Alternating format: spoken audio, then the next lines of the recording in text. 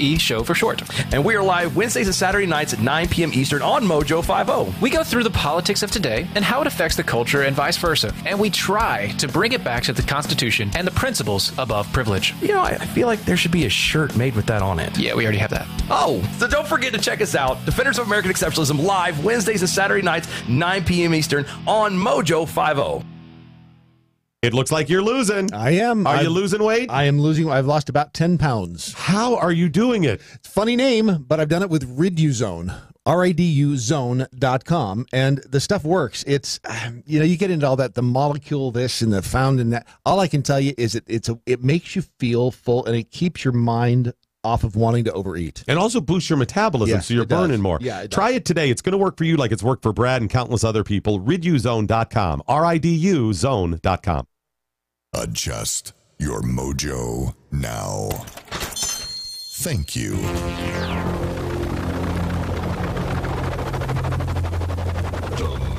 Ship has landed. Doc Thompson. That Brad Staggs. The mighty MoJo 50. I mean, call me cynical, but it seems like they have changed the narrative and the verbiage, and it may be strategic in nature. I mean, I know I am a cynical and skeptical person. I'm admitting that. I'm leading with that. Yes. But it doesn't mean I'm wrong. No, it does not. I mean, just because I'm paranoid doesn't mean they're not out to get me. Oh, they're out to get you. I can tell you. See what I'm saying right there? They're definitely Stuff like that right there. That's what I'm saying. Yeah. Yep. And the bugs will eventually break through your skin, too. Right. They'll get you. They'll get you. Yes, I am cynical and skeptical, and I'll say when it comes to the government, a little bit paranoid. I don't think that's unfounded. No, I don't either. And it doesn't mean that I'm wrong about this stuff. Nope. Brad, there was a situation, a news topic that we reported on quite a bit. We covered quite a bit over the last few months. All right. And there is one word to sum this entire thing up. If I say the word, you're going to go right to the news story. Okay. It would be like if I said train. Go. What's the news story? The news story, the train news story. Maybe that isn't it. Kavanaugh. Oh, rape train. Yes. That's better. I Supreme should say Court. rape train. Okay, Yeah. let me give you another. First, I was going to say hell. That's a different topic. There's a news story. One word sums up immigration as we covered heading down to the election. What was the word that sums up immigration the way they covered it? What was Caravan. it? There it is. Yeah. Caravan, right? Yep. Over the years, we've heard illegals. We saw them change the narrative from illegal aliens to illegal immigrants to undocumented workers. I mean, the whole, right?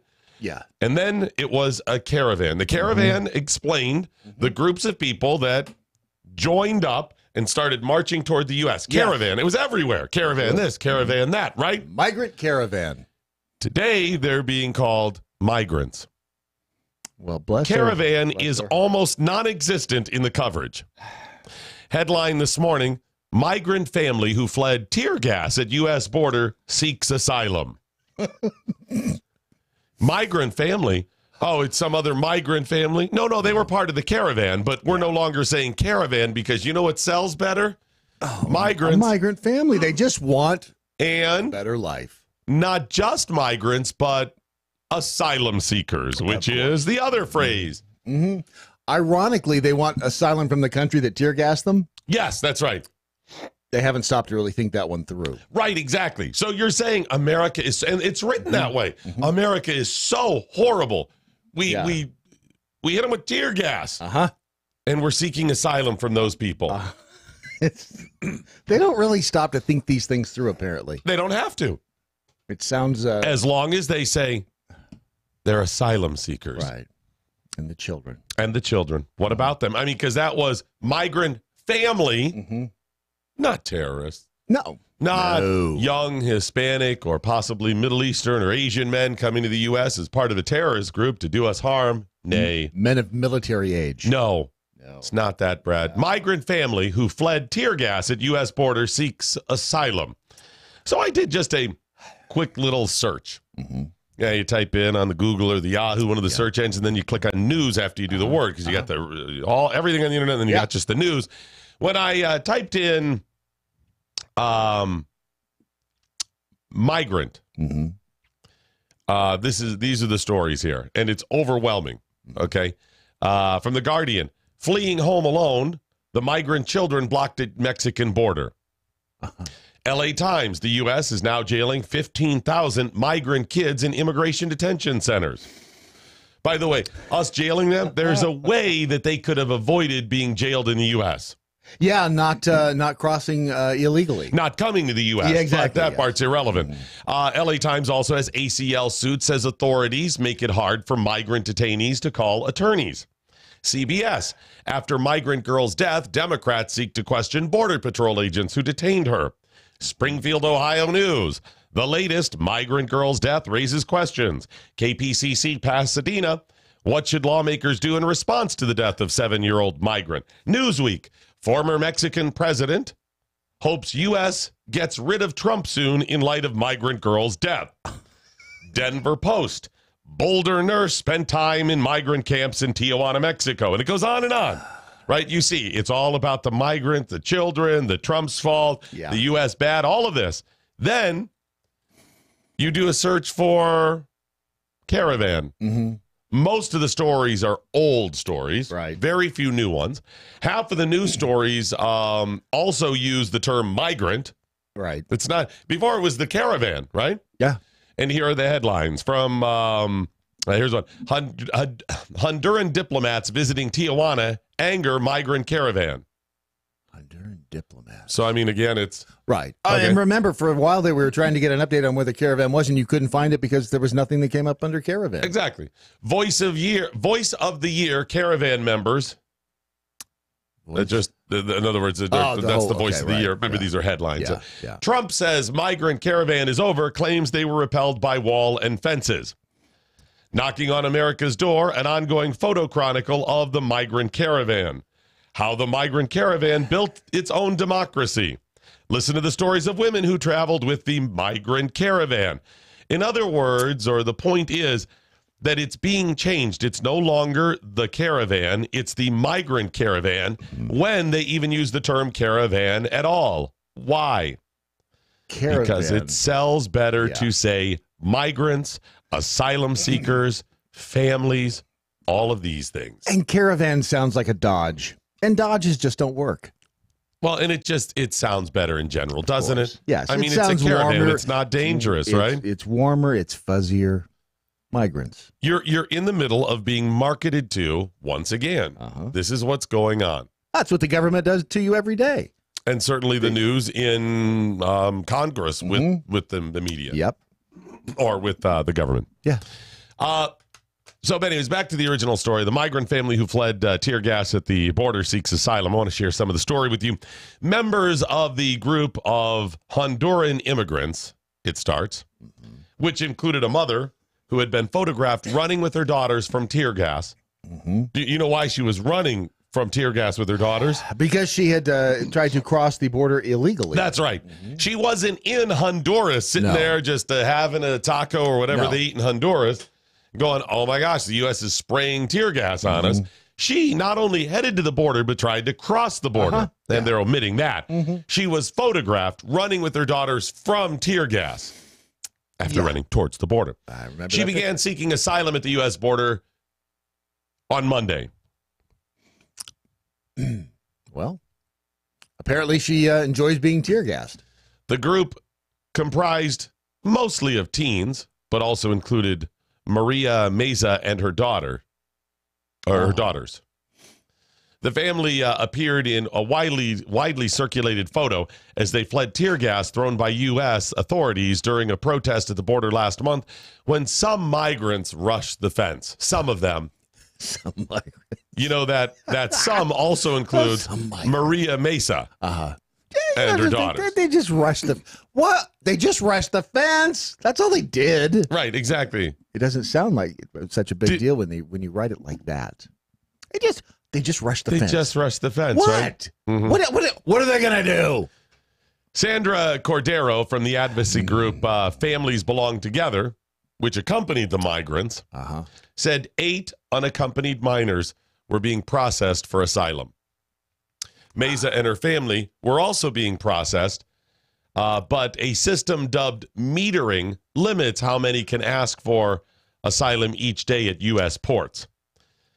What a system called metering? Right.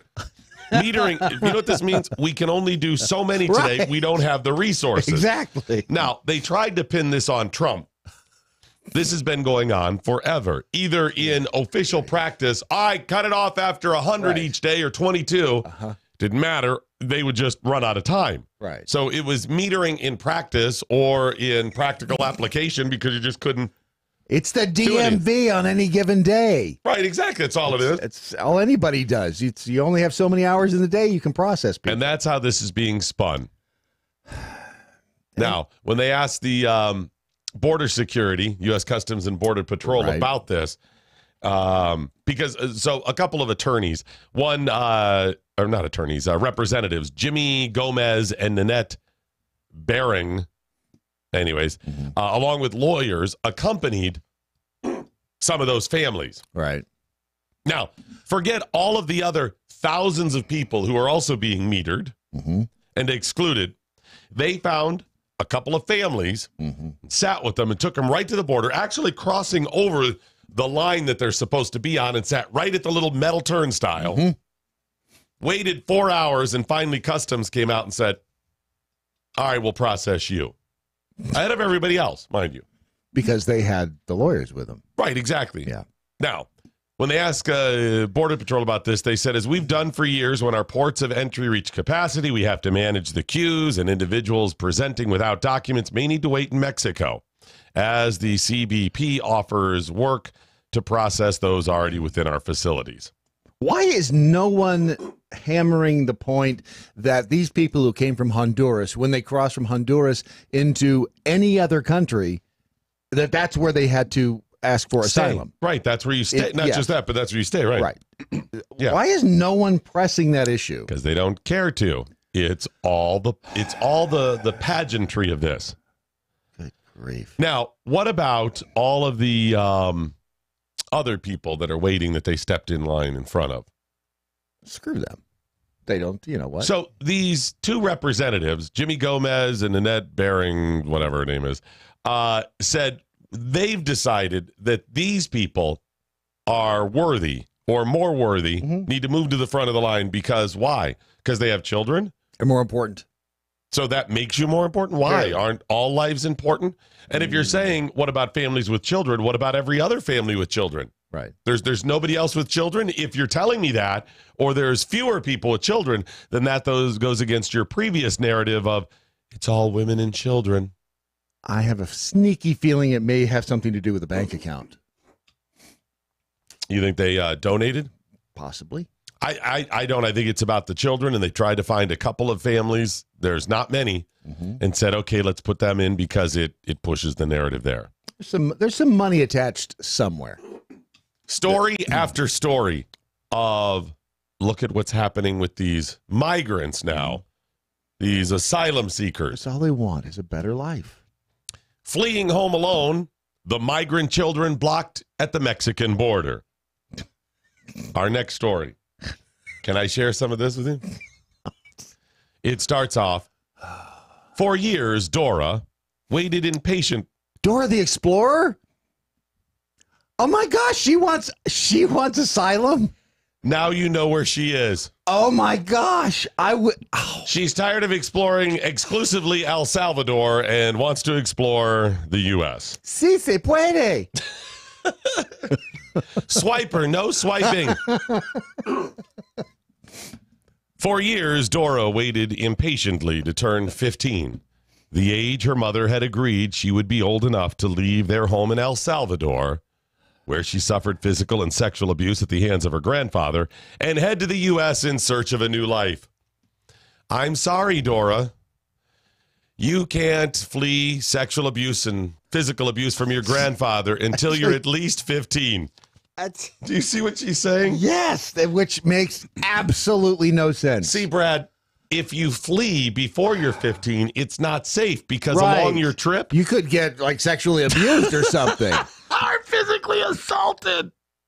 But That's insane. so you can stay here where you are going to be physically and sexually assaulted every day. At least you know your grandfather. It's not some stranger out there That's doing sexually it. assaulting you. Or you could leave and possibly Right. be sexually assaulted. Yes. Anything on the other side of that door is better than what you're going through now, but you probably shouldn't leave until you're 15. Right, exactly. That's so asinine. Dude, this is the story they started. This is how they started the story. And someone sat there and wrote that and didn't Yes. think. Let me in. For years, Dora waited impatiently to turn 15, the age her mother had agreed she would be old enough to leave their home in El Salvador, where she suffered physical and sexual abuse at the hands of her grandfather, and head to the U.S. in search of a new life. That, Now, it gets more ridiculous. if that's possible. Her goal was to join her two older sisters who had resettled in L.A. after fleeing the same abuse 5 years ago. Wow. That grandfather was busy. Man. Wait. Someone. So the older daughters, at theoretically 15, because Right. the mom set the age, Right. at 15, who had both made that trek successfully, Yes. she didn't send the 10-year-old daughter with them. Yeah, that would have made too much sense. She said, no. She can stay here and suffer this abuse because I don't want her to possibly suffer abuse along the trip. Right. So she could have accompanied her sisters. She could have, yes. That would have made far too much sense. And then what would they have written about here? And or her mom could have taken her herself to join the sisters. This is starting to sound like, Crap? yes. Yeah, exactly. But even after her birthday in May, where she turned 15, Right. Dora did not feel ready to brave the hazardous 5,000-kilometer journey until local news reported that a caravan of migrants was heading north, and she decided to set out with a friend of her mother and her two small children. Wow. Seeing them leave together, that gave me hope and gave me the courage to finally leave, said Dora, who is now living in a children's shelter in Tijuana on the border with California. This year, more than 49,000 unaccompanied children have been apprehended at the U.S. border, according to DHS. Do you see the... I don't even know where you start in this story. It's so ridiculous. Crap.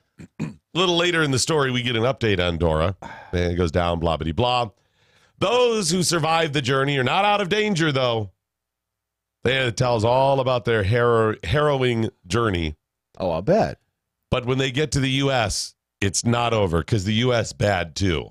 Apparently so. Those who survived the journey are not out of danger. Bureaucratic hurdles can delay them from pleading their case to U.S. officials or even prevent them from seeking asylum altogether. Meanwhile, they're forced to wait in border cities that have been battlefields in Mexico's raging drug war. Here's the thing. They recognize Mexico's raging drug war right at our border. Yes. But we're not supposed to secure our borders. No. And remember that the drug war doesn't extend all the way down into the deeper parts of Mexico. No. It's just there at the border. Right there. That's Right there. it. Right. That's the only war zone, so they have to get across that last, like a little shred of war zone to get into this country. Of course, you have to get past the tear gas at that point. Right, exactly. That's where it gets really rough. You think it's bad now? Wait till we get near the border and the raging drug war. And the tear gas. This Now, is insane. let's say we just had an open border like they would suspect. What would keep that raging drug war from spilling over into the U.S.? Magic. And then the U.S. just has a raging drug war? It's magic. They're not going to bring the drug war to this country. Come on. Battlefields. Come on. That's crazy talk is all that is. On Monday night, U.S. Border Patrol blocked 15 Honduran migrants. Not illegals, not... Right.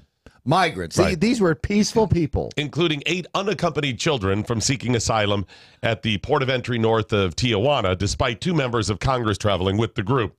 Goes on to tell how after 4 hours they were allowed in. Now, it goes on to say, as part of the Trump administration's crackdown on migration, it's not just Trump's, but okay. The U.S. government has put a limit on the number of people who can apply for asylum each day, a practice known as metering. Meanwhile, the Mexican government routinely diverts unaccompanied children into foster care system or simply deports them regardless of the dangers they face at home. It's a time bomb of tension and vulnerabilities, said the director of the Rights and Justice Program at the Women's Refugee Commission. Why has no one stepped up at this point and started saying, these kids can be adopted? Mm-hmm. Why haven't adoption agencies stepped up? Because that doesn't help them sell this. Back to Dora now. Where is she? When Dora tried to apply for asylum, she was intercepted by Mexican immigration agents who sent her to the children's shelter, where she now spends the day watching television, playing cards, and hanging out with new friends. Including that little monkey that she travels with. Remember the camps that are so bad, the shelters that are so horrible, where people are being raped and murdered. It's only, it's actually worse than grandpa raping and assaulting you. Now, in the story, it tells you that you just spend your day watching TV, playing cards, and meeting new people. Well, it's meeting new people, playing cards, little rape. So it's meeting new people who will rape you. Yes. And then be willing to play cards with you. Well, you don't want to get raped by a stranger. I guess that's the moral of the story. It makes as much sense. Dora said she was still grateful to have escaped the chaotic environment around her grandfather. She said, quote, "When he wasn't drinking, it was fine, but it got to be every day. He would hit me hard, and then when my mom tried to intervene, he would hit her. You never knew exactly what would set him off. Living on edge like that, it's constant fear and anxiety. I feel much more at peace here, like it's going to be okay." Wow. See, this is crap because every few lines in the story, it really paints a contradictory picture of previous comments in the story. On one hand, they had to flee because life was so horrible. Yes. But they weren't actually willing to flee. Right, yes. Not until you can't flee until you're 15.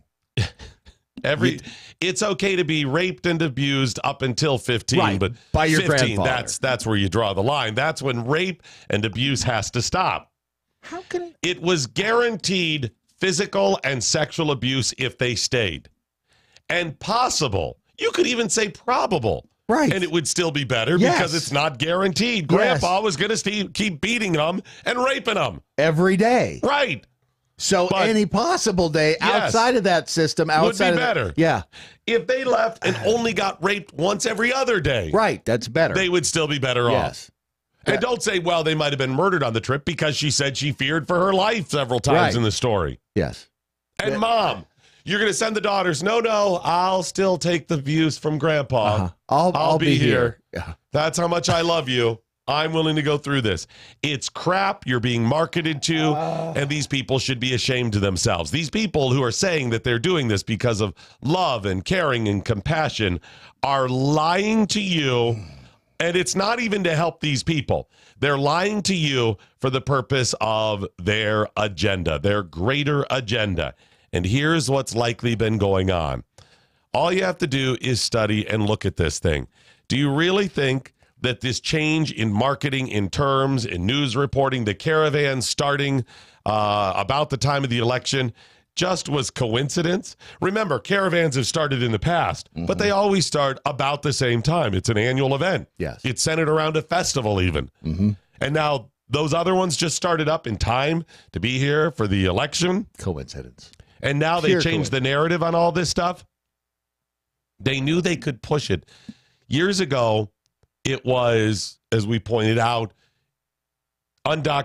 illegal aliens and then illegal immigrants, and we just kept changing this, right? Undocumented workers. And when the Republicans tried to get this done, amnesty, under the George W. Bush administration, they came up with all right, here's what we have to do, guys.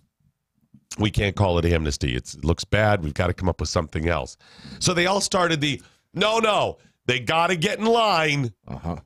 Because they knew that was one objection. Yes. Well, as I've pointed out, the line isn't while you're here. The line is whatever country you start at, because you live under the safety and security and opportunities of America. You cut in line. Number 2, they'll pay their back taxes. No, they won't. You have to have an open IRS file that you haven't filed your back taxes. Number 3, how are you going to pay your back taxes in a penalty when they couldn't get you out of the country or find you if you're here illegally? Right. Number 4, we don't know how many are here, but we know exactly how many are here to get them to pay their back taxes and penalties.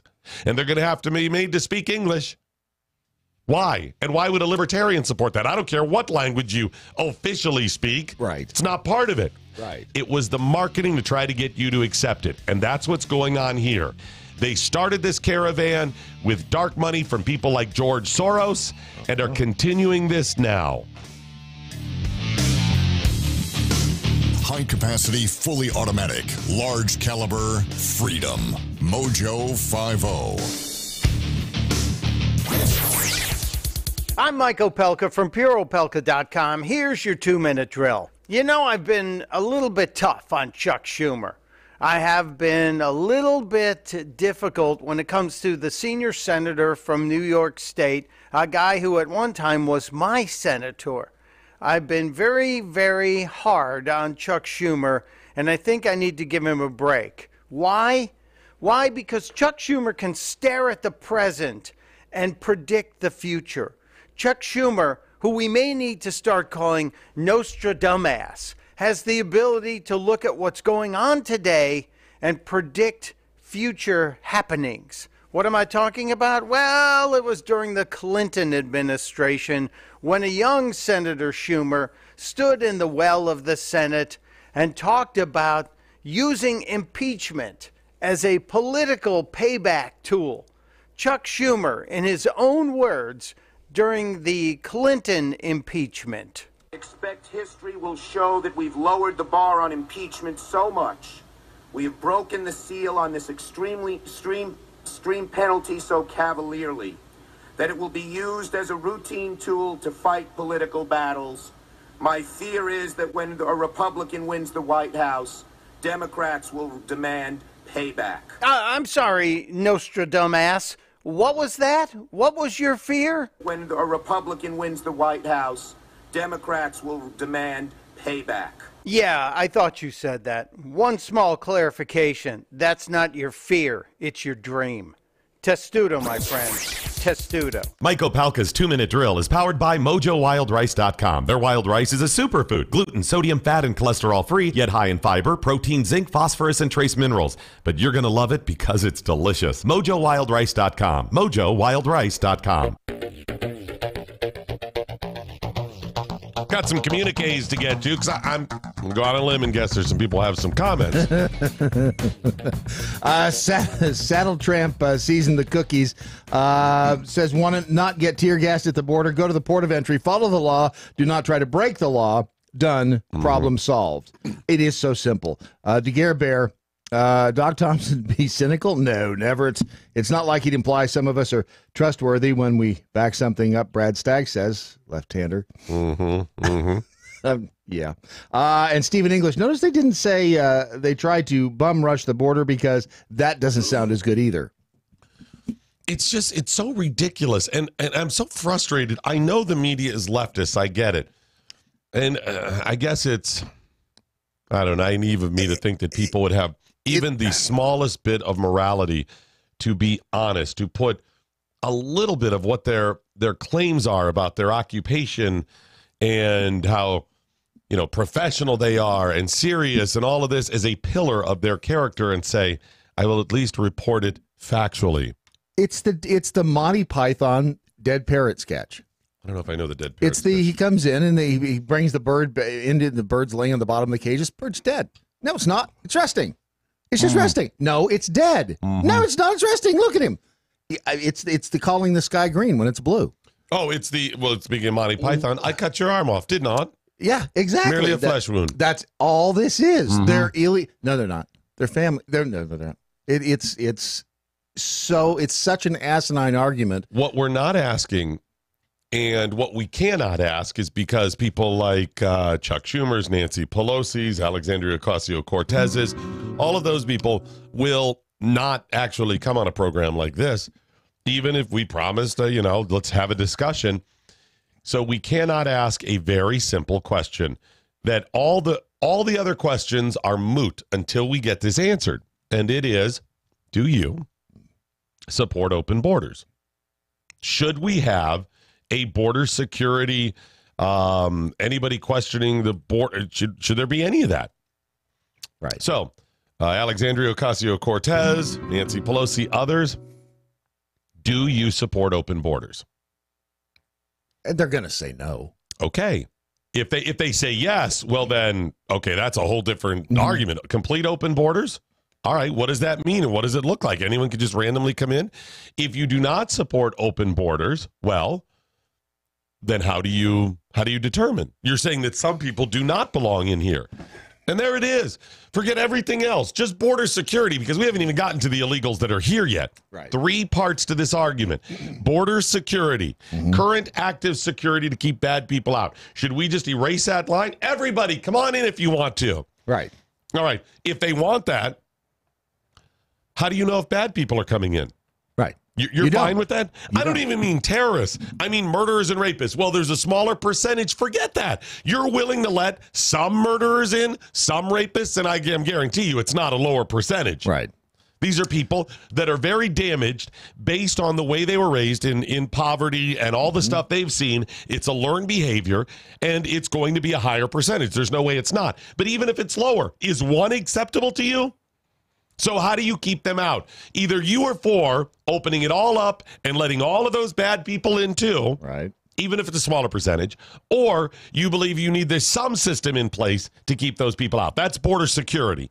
Then there is what you do with the illegals, and then how do you streamline and make the legal immigration system better? Those are aside for this discussion. If you believe we have to have some limitations to keep bad people out, then I ask you, how? What is that system? Right. Pelosi, Schumer, Alexandria Ocasio-Cortez, what do you do?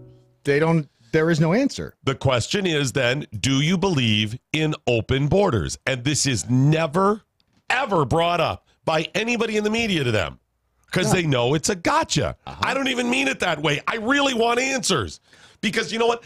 I can't even have a reasonable discussion with you about this stuff if you support open borders. Right. That is a completely different thing. That's like saying, well, let's figure out how we build the military as strong as possible. And you want to talk about whether or not you like pineapple. It's completely, what does that have to do with this? I'm arguing in favor of pineapple. I'm talking about the Bradley fighting vehicle. Do we need it or not? I was going to bring up the world of Star Trek, and in the future, there are no borders. But even there, you have interplanetary defense systems. Right. So you're still trying to keep somebody out. There's something to it. Away, yes. Folks, I am a libertarian, and I believe in free markets. And true libertarians and people who support free market will argue that, guess what? We need to have some sort of, whatever this means, open border. Not completely, but in order to allow for migrant workers in that. Okay. Right. I support there being a system in place to allow migrant workers, temporary workers. I mean, when we think of that, we think of brown people coming up from South America picking fruit. Yes. It would include some of that if they are needed and if people want them and they want to do the job. But it also includes the guy from Russia or Helsinki or it's just Tokyo for the guys that is coming in to do tech. Walk. Yeah. Exactly. It's all type of workers, white collar, blue collar, tech. Poor, it doesn't matter. Low end, high end, it includes all of that, and I support that. But we still need to know who's coming into America. In every country, they need to know that. Why would you just say, do you believe that America has something special? Do we have something worth protecting or not? If you have something worth protecting, figure it out. Look at it this way. How many of these people, even including Alexandria Ocasio-Cortez, would say, I'm okay with anybody coming into my house and spending the night? Well, as long as they call themselves a migrant. See, I made the argument before about how come all you people that want open borders still lock your doors and you're not giving up? In other words, you're not letting people just squat in your house. Their argument may be, well, I just don't have enough space for a lot of people. Well, how come you're not housing one, two, whatever you can afford? Right. But let's throw that part out and just say, okay, she would be willing to, or Chuck Schumer would be willing to, or one of these others with the one room they have available. And I don't know why you'd limit to that, but okay, you got one bedroom. They'd be willing to do this. And otherwise, do you want to know who they are first? Oh, you bet your ass that they want to know. You really don't. You they don't believe. Would want to know before anybody came into their house. Why would you want to know? These are people that just want a better way of life. Right, yeah. They're going to want better. Chuck Schumer, he wouldn't let anybody stay in his damn house. And if he did, there'd be FBI background checks. There'd be extra locks on the door, armed guard outside the room you're staying in. Of course they want to know. They're friggin' hypocrites. Yes. They are concerned about what they have and protecting what they have.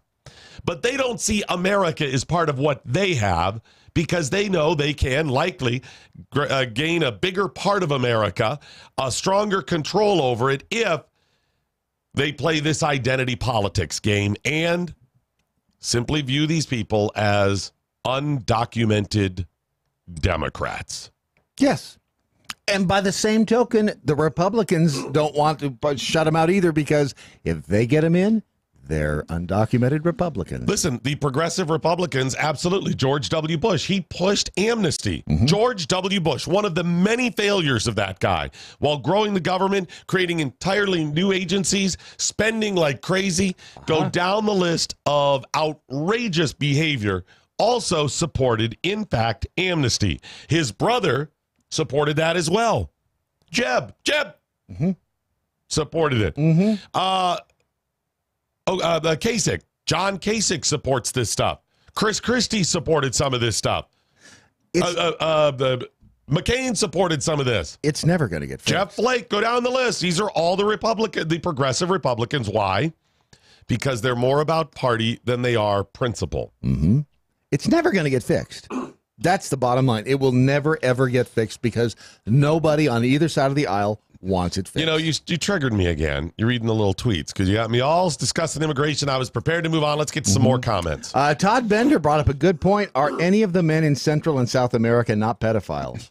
Because that's all you hear is the story of we're escaping the rape and the torture and this and that. You know what's funny about that? You're right. Okay. You know what's funny about rape and pedophiles? Let me tell you. That may have come out wrong. What's funny about that statement or the situation is, on one hand, they tell you, you're right, rape and abuse, right, and murder. Right. All of those, as he points out, it's men. It's not the women and children doing this. They're the ones being abused, and that's the reason we need to help them. But yet, if you look at any of the migrants, overwhelmingly, it's males who come here, but those aren't the rapey ones. Right. No. They stay down there. They stay in South America. Rapey people love to stay in Central America and Mexico. It's the climate. Right, exactly. It's very, you mean political climate or like the weather? No, the weather. It's drier. Does that lend itself to pedophilia and rape and murder? It's warmer. Well, you don't wear as many clothes, and that's look at how they're dressed. And they're just asking for it. I see what you're saying. But coming to the U.S., only good people migrate. Yes, of course. I mean, everybody knows that. I didn't realize this. All the bad ones, they make sure as the caravan goes by, they make sure you're not a pedophile or rapist, are you? Okay. Well, no, I'm wanting to migrate, so therefore you know I'm not. Then you can come on in and join the caravan. That's the litmus test. Do you want to migrate? Yes. Well, then you're in because you're not a pedophile. Right. If you don't want to migrate, then it would be really easy to just go round them up, right? Yeah, if you're staying in Central America and you're a male, pedophile, rapist, murderer. Yeah. Maybe all three. And Matthew Jacobs, Jackhole. So down there, it's legal to beat and rape women and children. How about having grandpa arrested? Wasn't that an option? No. You don't want to do that. That tears up the family. Be separating family. This is such an asinine. See, if you arrest grandpa for daily rape and physical abuse, he goes to prison. You're breaking up families. Yeah, you can't have that. Have you seen what the jails are like down there? That's what I'm saying. You don't want grandpa going to jail like that. You know what could happen to him? Oh, good grief. He could get hurt. He could be raped. He could break a hip. Something like that, yeah. Yeah. Season's greeting. Grandpa, I feel so horrible. You're in prison not raping me. Right. It's horrible. It's awful. Seems like we could have all saved everyone a lot of trouble and walking by sending someone down to deal with Dora's grandfather. Boy, am I glad. I was going to say I'm glad I'm not Dora's grandfather, but that sounded weird. Dora's grandfather, someone should find him. I'm betting he doesn't exist. No, he does not exist. And if this guy is probably a guy just sitting out back And just watching. What? Huh? What? You want to what? You would rape? I would never do that to Dora. God. Grandpa, no raping. Again. DM, I really prefer to complete an entire trip without any rape. I guess I'm old-fashioned. And that's, again, this is just such an No asshole. rape? Did he say no without any? Yeah, he said without any. I mean, come on, that's kind of an extremist view, I would think. Guess what we got back in? Oh, did we? We got another one, finally. Another on game. After you gave away ours. To people who may not know who we are. He's very confused. Now, this version I have not gone through to see which cards are broken. Right. Well, and by broken, I mean the ones I did not get right. Yeah. Right? That's how you know if they're broken. If I don't get them right, then obviously. Yeah, they I must mean, I'm be the broken. litmus test here. If I can't get it right, Yeah. obviously there's a problem, right? And, by the way, we do have a... this is the Right On Game, by the way. If you go to rightongame.com, you will find What's that? rightongame.com. You will find the description of this game, because mocking the left feels so right. We played this last week over at Paladin Cigars down in Fort Worth, and we have the information right here.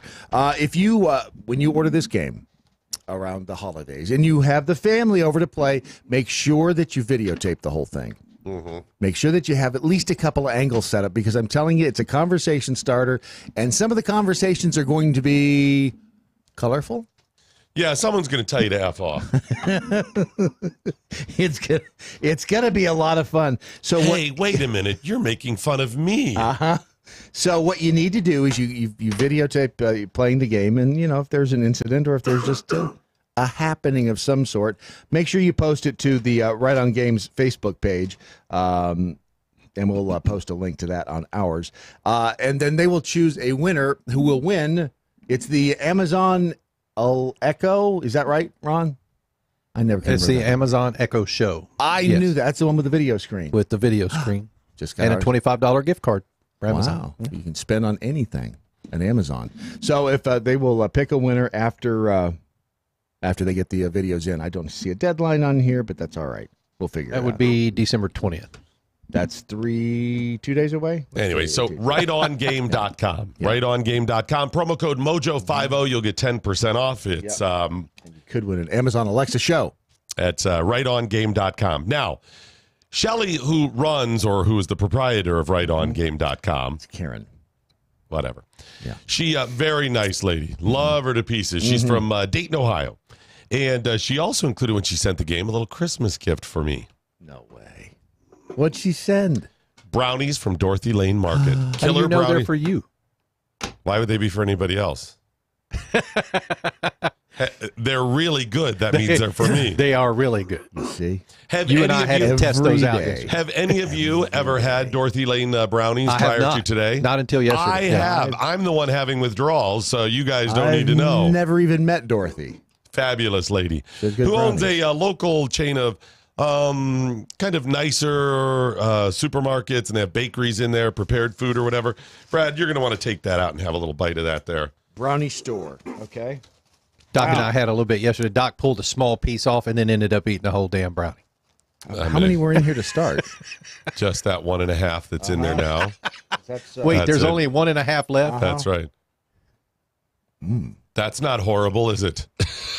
wow. That's not just brownie. That's got caramel. Is that caramel? It's got caramel in the middle. It's Yeah. got powdered I know sugar. somebody who likes caramel. Oh, who? His name likes is Brad caramel? Staggs. He's a junkie. He really is. Dorothy Lane has blondies too, like the vanilla brownies and that.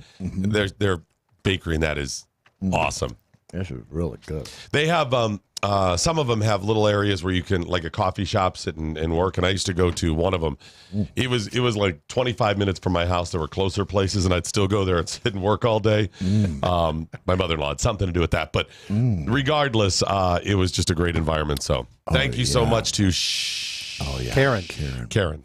Thanks. Oh, this is. All right, now I'm sad. I may need. Sorry, I gave it to you. I may need a moment alone. Yeah, your little creepiness there is making me think. Brad got that white sugar or that powdered sugar all over him. Look at If getting powdered sugar is wrong, all over you is wrong, Like I don't want to be right. Looks like you blew a seal. No, it's just vanilla ice cream.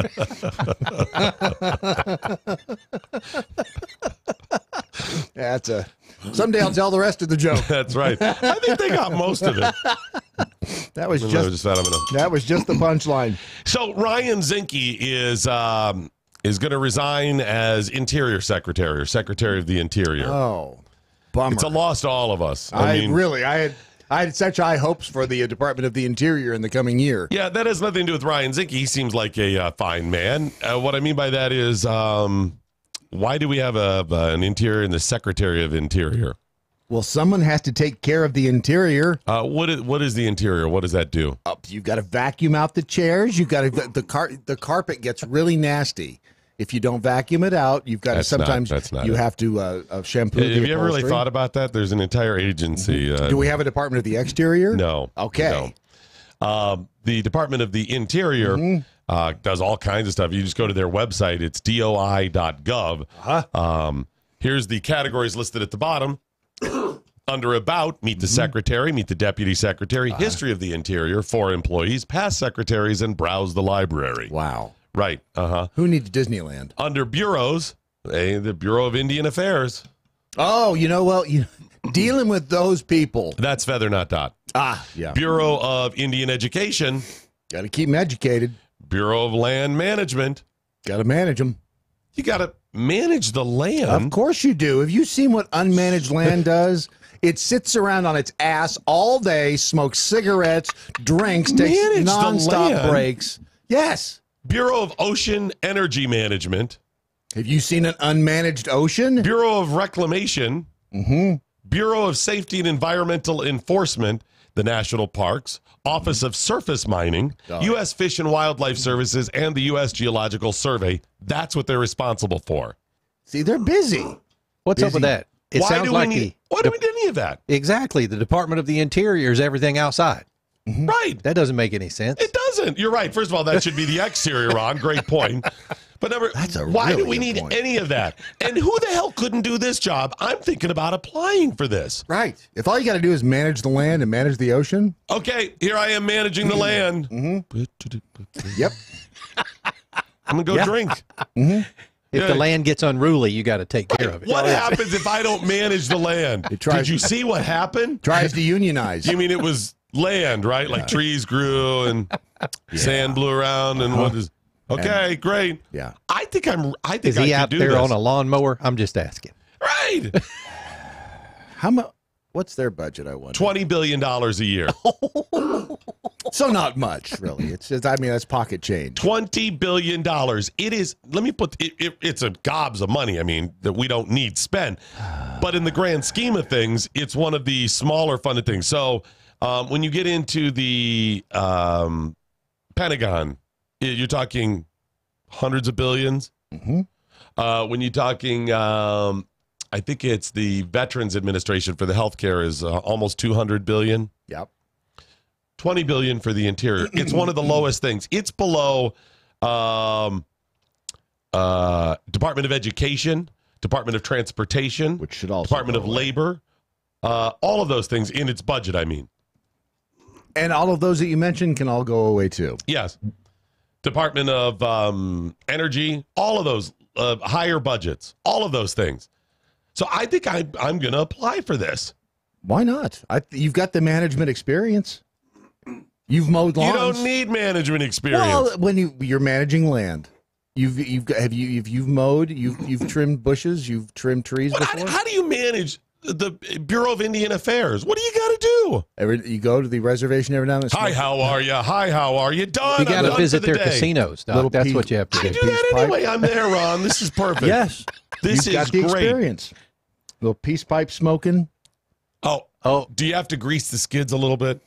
Like to play nice? Is that no, it's not a euphemism. It probably doesn't hurt. You kind of got to, schmooze them a little. A little Great. I've got it. Are you ready? You walk up, hi, how are you? Hi, how are you? That always goes well. And then here it is. Me bring you fire water. That should work. Done. I got it. I'm in. I'm really close to this thing, guys. I am. Well, and did you see his schedule for December 2nd through the 7th down there? No. It's got Secretary Zinke's schedule. Tell me. Sunday, December 2nd, the annual lighting of the ceremony of the National Menorah. We have a National Menorah? Is that is that like out in the mall or something? I don't know. On December 3rd, he had a DOI policy meeting. Do I have to talk to people if I'm out there? You probably just have to maybe just throw the switch, maybe say we're proud to be here and flip the switch. You could do that. I mean, I guess it's as long as they're paying me. All right. Let's see here. On Tuesday, December 4th, he had a keynote at the National Petroleum Council meeting. He had a Lincoln tour. Do I get free gas? Ooh. I probably don't. We could probably work that into it. The Lincoln tour is the amazing one to me. I didn't know you needed. What's the Lincoln tour? I guess you tour a Lincoln town car. I would guess. Maybe the museum, the monument or something? That's the same monument. I'm thinking it's a car. Lincoln Center? Could be. Conference So call. that can't be all of it. Then I'm out. I can't do that much work. That's a lot to do, especially in a day. Okay, what's the next one? Yeah, the conference call with the White House Intergovernmental Affairs Department. Whew. That's got to be that right there. You want to be on that call. How do they know? How do they know what? How do they know you're really there? That's the beauty of it. On a conference because you don't call have like to that? say anything in that. Who is it with? The intergovernmental? It's with the White House Intergovernmental Affairs Department. Okay, so I'm guessing it's this conference call, a service of freeconferencecall.com. Enter your passcode now, followed by boop. And then Secretary Zinke, boop. You'll now be added to the call, right? Yeah. And then you say, I'm here. And then you hit mute. All right, just go ahead. Go ahead. Yeah. I'm going to be quiet here because I got some people I just in the want to office. take it all in. You know, I'm a listener. I'm a deep thinker. And by the way, if I don't say anything else, it's not a reflection of you. No, I'm just thinking. And then after that, he had the meeting with the OMB director, Mulvaney. And then on Wednesday, this is the entire schedule? This is like one thing every couple Brad, days? is there any part of the schedule that says count my $20 billion? Right. Yeah, it's not in here. But he's got plenty of free time in between he had to go to the President Bush's service at the National Cathedral on the 5th. Oh, I couldn't do that. I'd be out then. He had the Christmas video recording on Although they December make a 6th. couple $100,000 a year, right? Oh, easily, I would think. I mean, you've got to make more than a senator. All right, if I'm going to do this job, if I'm going to take this for you guys, and I guarantee you, I'll cut the budget something fierce. Right. Right. Good. I mean, I get 10% of whatever I cut, right? Sure. I think we could work that out. You'd be willing to pay me that, wouldn't you? Absolutely. Right? Absolutely. That's a good deal. It is a good deal. But we're going to have to change the title. I don't want to be called a secretary. It always seems so demeaning. It's like people are going to slap you on the ass when you walk by. Could you call me administrative assistant, Thompson? Ooh. As long as you still wear the skirt. Okay. I'd be, for the right money, I'd be willing to do that. I think that's good. Yeah, if the skirt and the heels. That's what I'm saying. So, and that's hard to fit on a business card, though. Let's say difficult. Yeah, that's a good point. And by the way, you would have the speech to Freedom Alliance on Friday, December 7th. You would have had to have done that. You know, I'd do that and anyway. That's the annual holiday reception hosted by Acting Attorney General Matt Whitaker. I'm guessing there's booze there. Yes. A lot of it. Yeah, then I'm good. And a lot of attorneys, too. Because no Christmas party is complete without a buttload of attorneys. You know what the Beige Book is? The Beige Book is a Federal Reserve System publication. Comes out annually about current economic conditions. The Beige Book. I think it's annual. Their most recent report mentions a new trend that businesses are calling ghosting. You know what ghosting is? Ghosting is when you disappear on somebody. Yeah. So in dating, it's when you just stop all communication. Like we're dating and boom, I just stop. I delete you. It's like I'm gone. So are we dating anymore? There's no response. Yeah. No, you're not. You just never And this know. is a younger person, millennial, Gen Z thing, ghosting, which it sounds so silly and disrespectful, but they might be onto something. Oh, it's very convenient. Right? Yeah. I mean, we only ghosted the one-night stands, right? Yes. Okay. Yeah, well, you didn't have to worry about them having your cell phone number either back then. Well, companies say silent exits, ghosting like this, are skyrocketing right now. where they're doing this to employers. The unemployment rate is at a 49-year low. It's about 3.7%. Right. And they say some of that's adding to it, but a lot of it is just millennials are now the largest voting group. They're one of the largest groups of workers now. Right. Applicants are blowing off interviews. New hires just don't show up after being hired sometimes if they don't want to. Workers will head home one night and not come back ever again. I like this trend. Think about all of the pressure you don't have on yourself anymore. You're thinking of it just from the worker. Yes.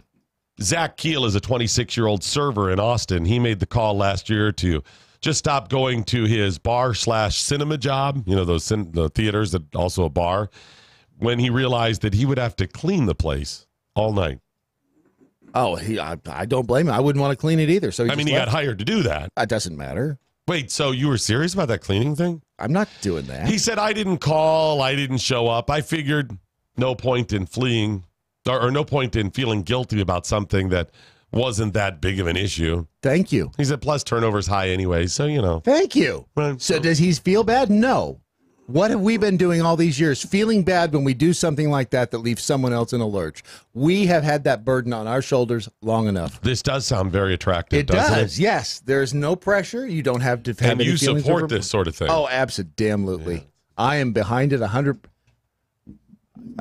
Wait a minute. He can't just leave like that, can he? Ron, can he just leave like that? He can just walk out and leave us? I think we just got ghosted. I knew this the dude didn't even say bye. I knew it was going to happen sooner or later. I just didn't realize it would happen this soon in our relationship. Wow. All right. Well, I guess we'll back up. We'll regroup, and we'll do headlines next with or without Doc Thompson. This is your Daily Mojo.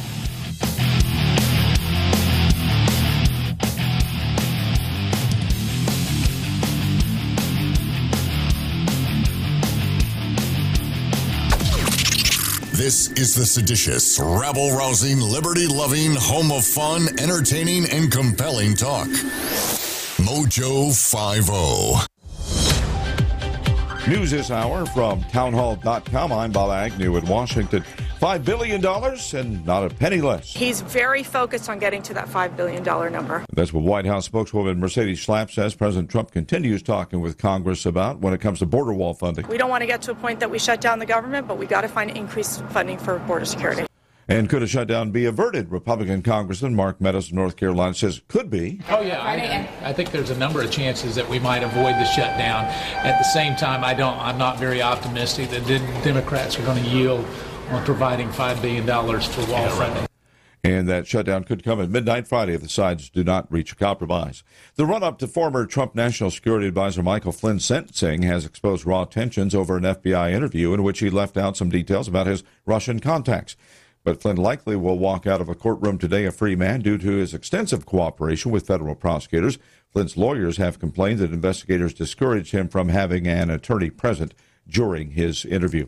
The U.S. homeless count is up slightly, but there are declines in key cities. Here's correspondent Mike Rossi. The U.S. Department of Housing and Urban Development's new point-in-time tally shows on a single night in January 2018, 552,800 people were homeless across the country, an increase of about 2,000 from 2017. Of those homeless, most, over 358,000, were in emergency shelters or transitional housing programs, but more than 194,000 were unsheltered. On the plus side, homelessness declined in Los Angeles and San Diego, two epicenters of the homeless crisis, indicating that efforts in those cities to combat the problem are working. Mike Garcia, Washington. Another losing session on Wall Street as sellers left the market solidly in the red for the year. The Dow Jones Industrial Average was off by 508 points, and NASDAQ down by 157. More on these stories at townhall.com. There's a better way to meet people without having to suffer through all the crazies. Weed out all the nutty people with WeThePeople.dating. That's WeThePeople.dating. It's easy to find a liberty-minded match, and it takes less than a minute to create a free account and begin browsing through over 11 million monthly subscribers. Look, we all know the success of a relationship hinges on the core shared values of a couple. So check out wethepeople.dating. Sign up and start dating today. wethepeople.dating. Life, liberty, and the pursuit of a partner. Hey guys, Ron Phillips with the Conservative Cartel. Are you tired of the bar scene, hoping to find the love of your life? Well, there is a better way for you single guys and ladies out there. Check out wethepeople.dating. They make it easy to find a liberty-minded match, and it takes less than a minute to create a free account and begin browsing through over 11 million monthly subscribers. Look, we all know the success of a relationship hinges on the core shared values of a couple. So check out wethepeople.dating for the love of people and people of love. Sign up and start dating today. wethepeople.dating. Life, liberty, and the pursuit of a partner. This is David Barton with another moment from America's history. Christians have always believed that the greatest life-changing experience available to any individual is a personal relationship with Jesus Christ, and the testimonies of numerous converts confirm the dramatic changes which often accompany salvation. One such testimony of change comes from founding father Noah Webster, who explained, "I was led by a spontaneous impulse to repentance, prayer, and entire submission and surrender of myself to my Maker and Redeemer. I now began to understand and relish many parts of the Scriptures which before appeared mysterious and unintelligible. In short, my view of the Scriptures, of religion, of the whole Christian scheme of salvation, and of God's moral government are very much changed. The power of God to change a life yielded to Him was just as evident at the time of the Founding Fathers as it still is today." For more information on God's hand in American history, contact Wall Builders at 1-800-8-REBUILD.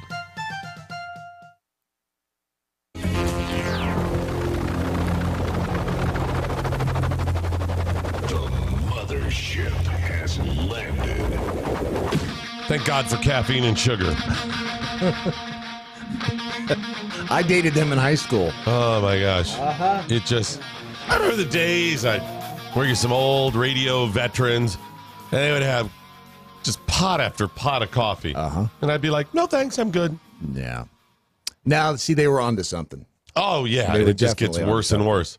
I remember the back porch at the radio station in Nashville. Coffee and cigarettes. Those were the days. I remember reading the stories about Elvis on, the cycle. You're up on all these hours and you need something to help yourself sleep, right? Because you're so go and all this, you can't sleep and all the stress. So, Elvis's little helper. Mm-hmm.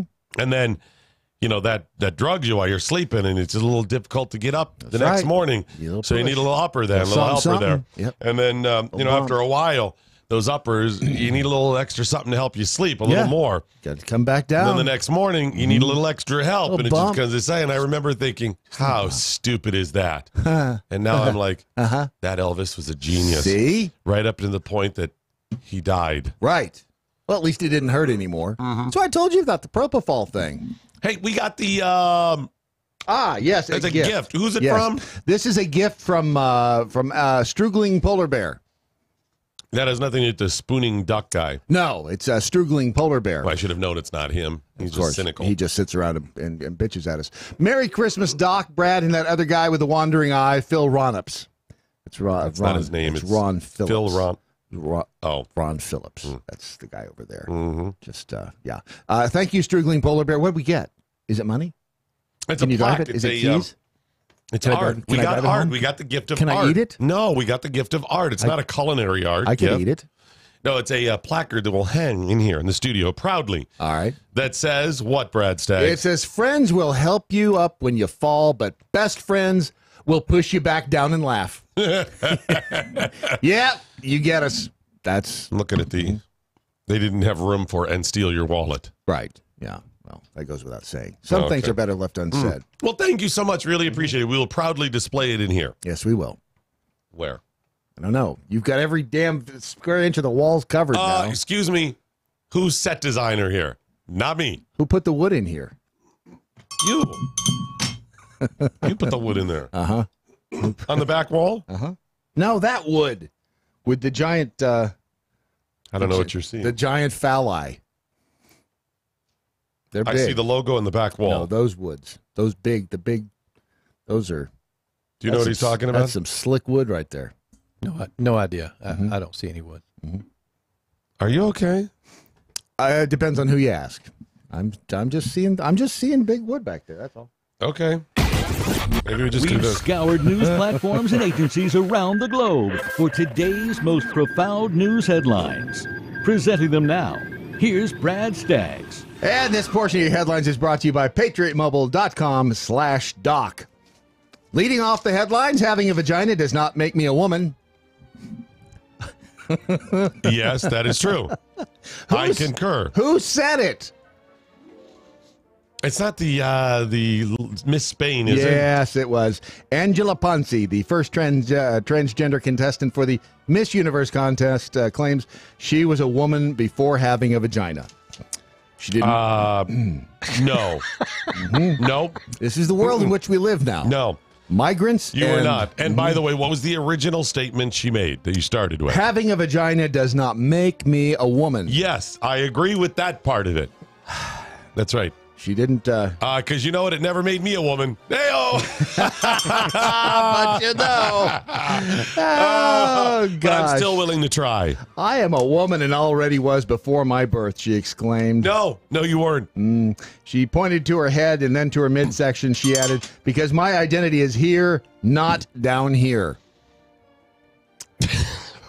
I know. This is the world that we wake up to every day. Mental disorder. This is the we wake up to migrants coming across. It's all crazy. Laying eggs does not make me not a chicken. Did I get that right? No, wait a does second. not That's make me a chicken. That's a double negative. So you are a chicken. Laying eggs does not make me a chicken. That's true. Is that you're a chicken hawk? I'm a chicken hawk. I'm a frickazeeing rabbit. On the list of things that will never happen to us, a diner in New York City found a pea-sized pearl worth thousands of dollars in his meal. Was it a new campaign to get people in the restaurant? Nope. I would have said it was. The Grand Central Oyster Bar, which, by the way, you know oysters are alive when you eat them? Yeah, you told us that. Yeah. He was worried after he felt something rolling around in his mouth after taking a bite of his pan roast. According to the Post, the 66-year-old Rick Antosh thought he might have lost a tooth or a filling. When he spit it out, he realized it was a pea-sized pearl. Never will that happen to us. Well, ever. And so what's it worth? A couple grand? It's worth several $1,000s. And then the lawsuit's going to be worth, I don't know, much more than that. So he wins both ways. He made out between $2,000 and $4,000. Why didn't I sue the Amish ladies? I am too nice. Damn it. Yes, you are. You have you can't ghost either.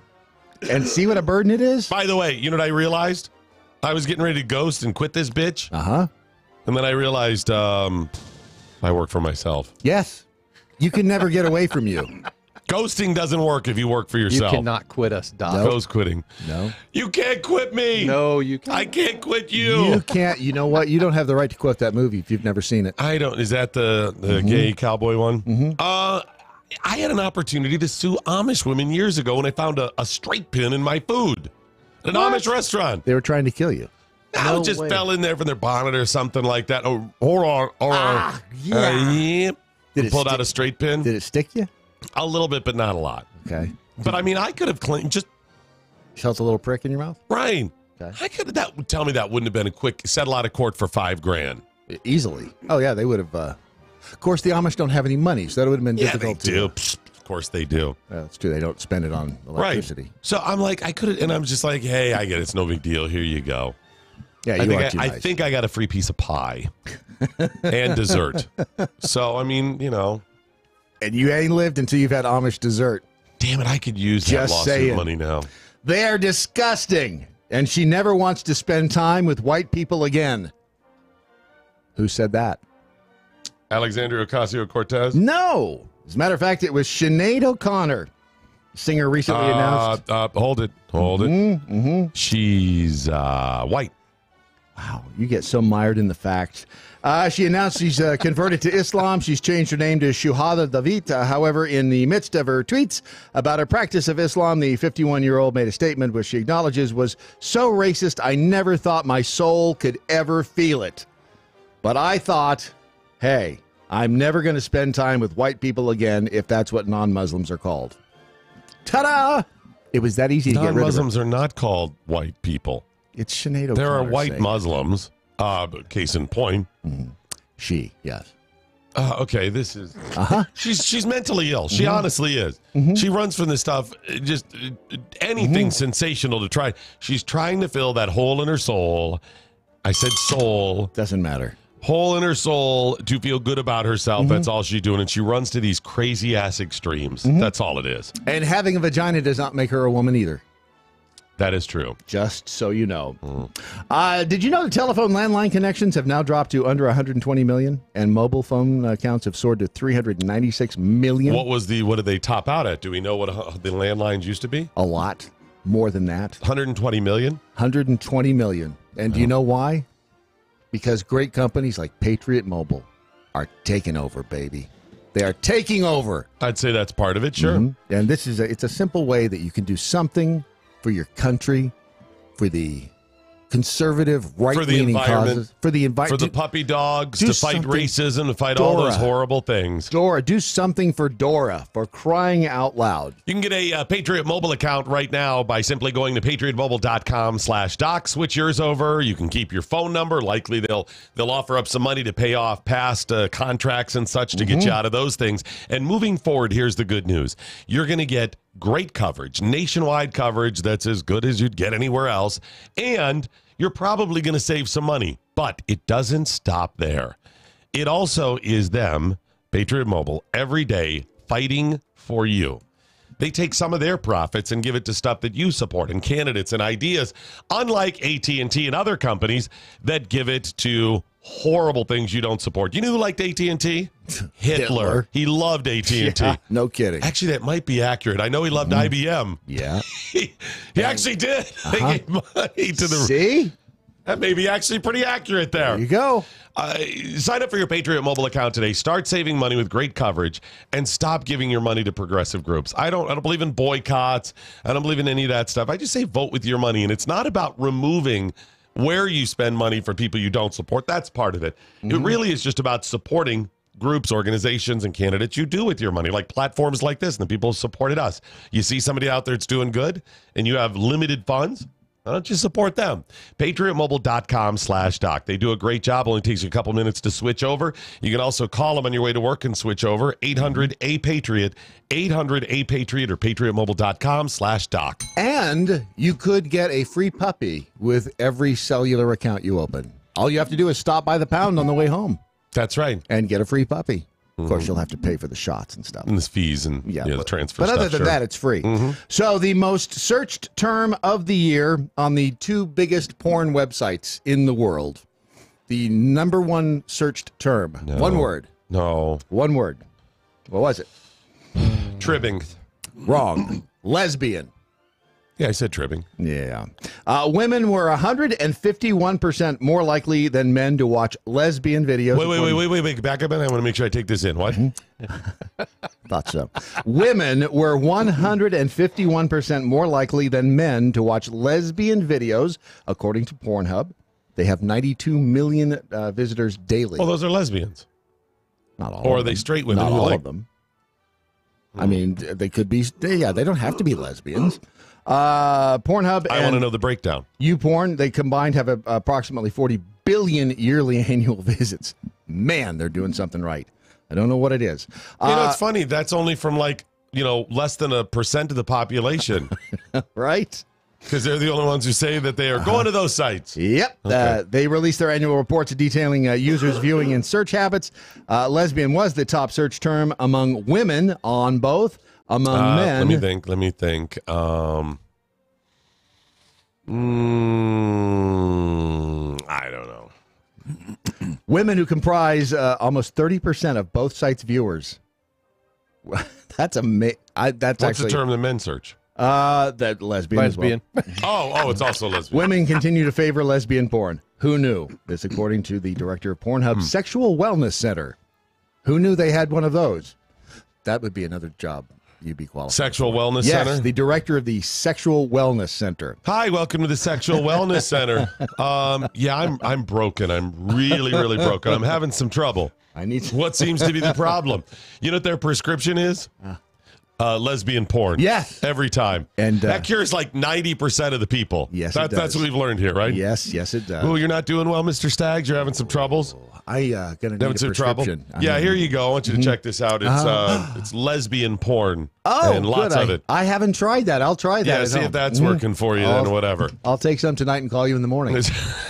If you don't hear from me, it worked. UPS deleted a viral tweet about shredding letters to Santa Claus from kids. Someone at UPS thought it was a good idea to tweet this. On Sunday, they tweeted out, if your child addresses a letter to the North Pole, you can leave it with us. We do shredding. This was UPS. Why wouldn't they just deliver to the North Pole? That's a good question. Maybe their planes don't fly that far. That seems like a problem. So are they actually shredding the letters to Santa and he's not getting them? Well, or did the person just say that they're shredding it? That's a good question. Did they answer that? They did not. They just deleted the tweet. Like a problem. Remember, if you delete a tweet, no one knows about it anymore. No, that's not the case. That's how it works on the internet. The tweet had been retweeted close to 5,000 times and had been liked 15,000 times when they deleted it yesterday afternoon. Someone needs to tell them. Mr. Johnson, we're getting a lot of comments on that tweet that Sarah tweeted yesterday. What is it? About us shredding all those letters to Santa. Apparently people don't like that. It got under some people's skin. Just delete it. They'll never... If you just delete it, okay, I'll delete it. How about I shred it like the letters from Santa? It'll go away. A Carlsbad priest testified he was just helping students vomiting after heavy drinking. He was not sexually groping him. Let me help you out. He was sexually groping him. Yeah. Yes. How do you help somebody vomit? Well, he was accused of groping a seminary student's groin twice in a restroom stall during a night of heavy drinking. He said this week he was merely trying to put pressure on the man's stomach. With his penis? To help with vomiting. What do you mean you're putting pressure? Because that helps you. You know, you're having trouble vomiting? Let me just jump on your belly. That just gets it right out. If I reach around this way. It's not a puppet. It's not a doll. You don't just squeeze its stomach. It could be. The Reverend Juan Garcia Castillo's testimony Friday came during the third day of his misdemeanor sexual battery trial in Vista Superior Court. The jury spent an hour deliberating and is expected to continue. Wait, what? Yeah, they're deliberating. How long? It took an hour, and they were continuing yesterday. They don't know if they have. Okay, that's like 59 minutes and 30 seconds too long. Yeah, exactly. And the other 10 seconds are... Can we really go back this soon? Right. Should we? He testified. He didn't touch the 33-year-old vomiting student from behind. He did touch him from behind, but it was in no way sexual. When in the history of the world has anybody said, oh my gosh, you're vomiting. Let me grab you and push on your stomach. From behind, no less, right? Is that what you've he said? obviously never been to seminary.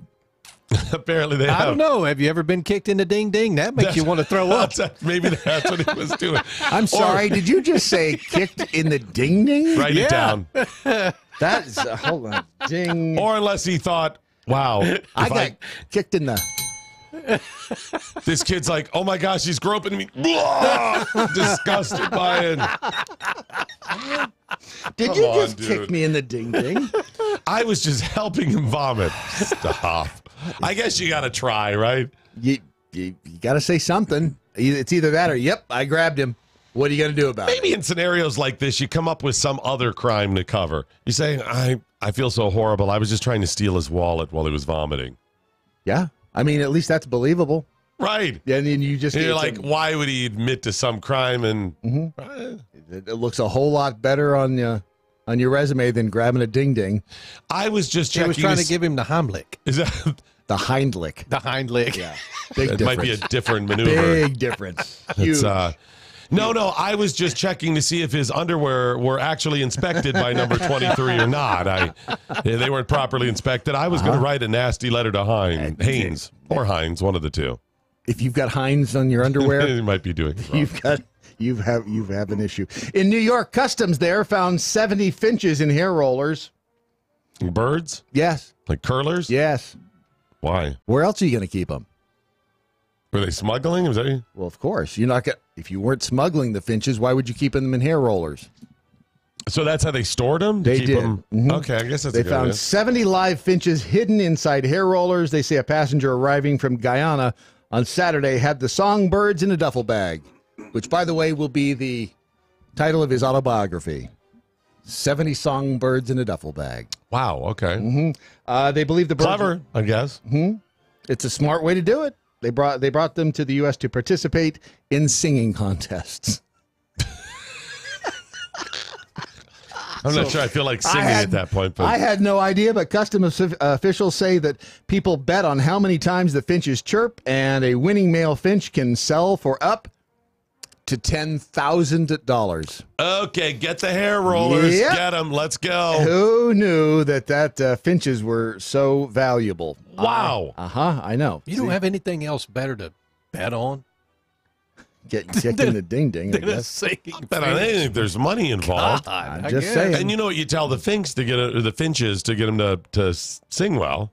Right. You're going back in the hair roller. Yeah. I know. Right? You'd think. You just hold it up, right? You put them, see this? Mm-hmm. They start singing. I think I got it. You better enjoy this. You better enjoy it. Why can't you cheat it? Cheat the finch? You just play a recording. You go Milli Vanilli on them. You could do that. Think the judges would know? It takes too much Can you time. see their little beak open enough that they'd know? Here's what you do. You put the microphone in front of their beak. They lip You sync. do. Right. That would be beak syncing. Beak syncing, Thank yeah. you. You put the peanut butter in the roof of their beak. This is not going to end well. Isn't this what they did to This is not Mr. gonna Ed? end well. That's what they did to Mr. Yeah. Ed. Yeah. Okay. You put that, and then you just play it. Or maybe you just take the microphone backstage or something. You just position it right in front of their face. Oh, my gosh. $10,000. I'm just saying. Imagine if you said, no, mine's so good. He can now tweet the theme from Lost in Space. See? Bust it out. Oh, hey, that'd be worth $20,000. I guarantee it. Hang on. He can only sing if I give him peanut butter, though. Pop quiz. Coronary heart disease, diabetes, cancer, chronic pain. Which of those affects more Americans each year? Wait, what? Good grief. Coronary heart disease, diabetes, cancer, or chronic pain, which affects more Americans every year? All of the above. Cancer. Chronic pain. 100 million Americans suffer from chronic pain, while with cancer, it's 11.9 million Americans. Seems like it'd be a good opportunity to discuss relief factor. Doesn't it, though? I was thinking the very same thing. If you suffer from chronic pain and you haven't tried relief factor, or turning the dial. Either way, do something about it today. You can go to relieffactor.com. You can call Relief Factor. They're 800-583-84. Did I remember it right? Did I do that right? I did that right. You can call them. You can ask them about Relief Factor, what Relief Factor does for you. Is it attacks inflammation in your body? And that is the source of most chronic pain in individuals. If you're inflamed, it's going to be bad for you. There's nothing fun about being inflamed. No. At all. This is botanicals. This is omega-3s, and it's helped me long term.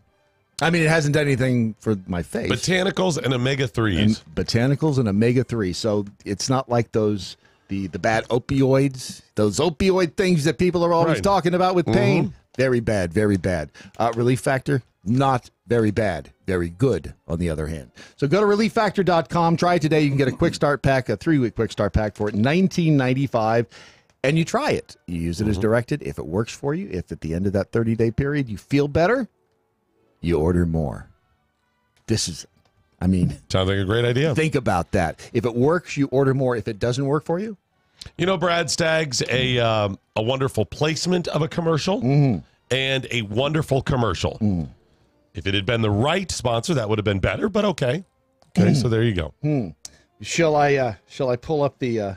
What do you mean? Shall I pull up the actual note where the notes from this morning? You mean right there where it says Patriot Mobile and Those Relief are the Factor? ones not to do. Okay. Just checking. See, I've learned. Now get it in writing. And then when they sue, you just show the judge. He was questioning it, though. He went to it. He was checking for himself. I did check it for myself. Okay. There are 7 days, by the way, until Christmas. It is December 18th today. 7. 14 days until 2009. 15. And today, by the way, is... Did you know what day it is? Hold on a minute. Hang on a minute. Sadie Hawkins Day. It is not Sadie Hawkins Day. Today is... Buddy the Elf, what's your favorite color? Put that down. It is National Answer the Phone Like Buddy the Elf Day. Can you bust that out again? Because I'm not sure that did it justice. Oh, I think it did, but yeah, we'll try that. again. Buddy the Elf, what's your favorite color? Put that down. Hello. I didn't realize that was a day. Yes, today is Answer the Phone, like Buddy the Elf Day. Yeah. It's also the day in 1620. It's funny because I thought that was in January.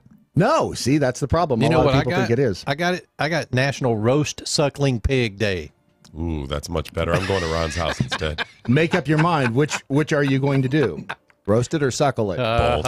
It docked in the harbor this day, 1620. There's not really a way I can say that without 1620. Oh, Mayflower.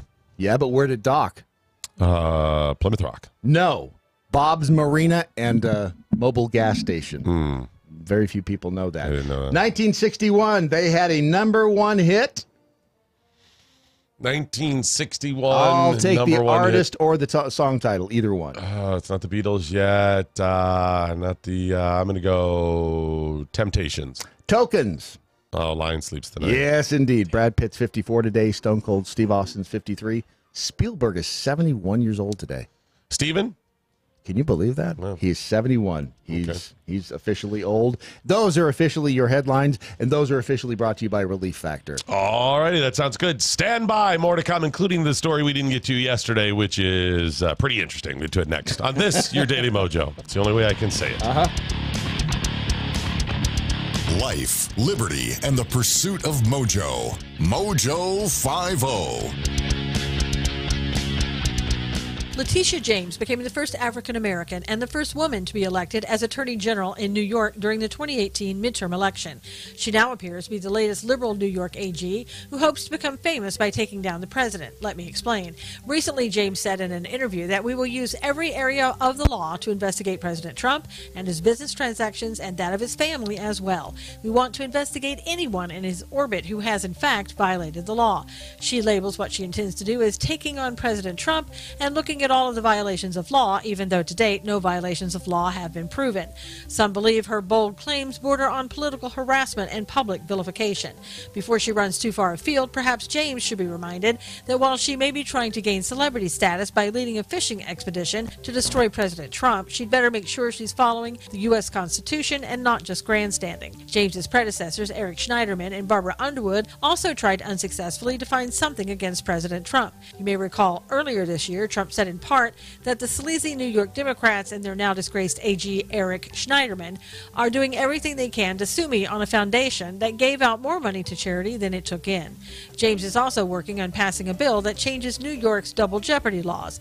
If passed, she could indict someone for violating New York state laws, and although federal convictions could be dismissed by a presidential pardon, the state conviction on the same matter could not be dismissed. Sounds like we're in for more leftist distractions. And that's today's Reality Check with Susan Knowles. There's a better way to meet people without having to suffer through all the crazies. Weed out all the nutty people with WeThePeople.dating. That's WeThePeople.dating. It's easy to find a liberty-minded match, and it takes less than a minute to create a free account and begin browsing through over 11 million monthly subscribers. Look, we all know the success of a relationship hinges on the core shared values of a couple. So check out WeThePeople.dating. Sign up and start dating today. WeThePeople.dating. Life, liberty, and the pursuit of a partner.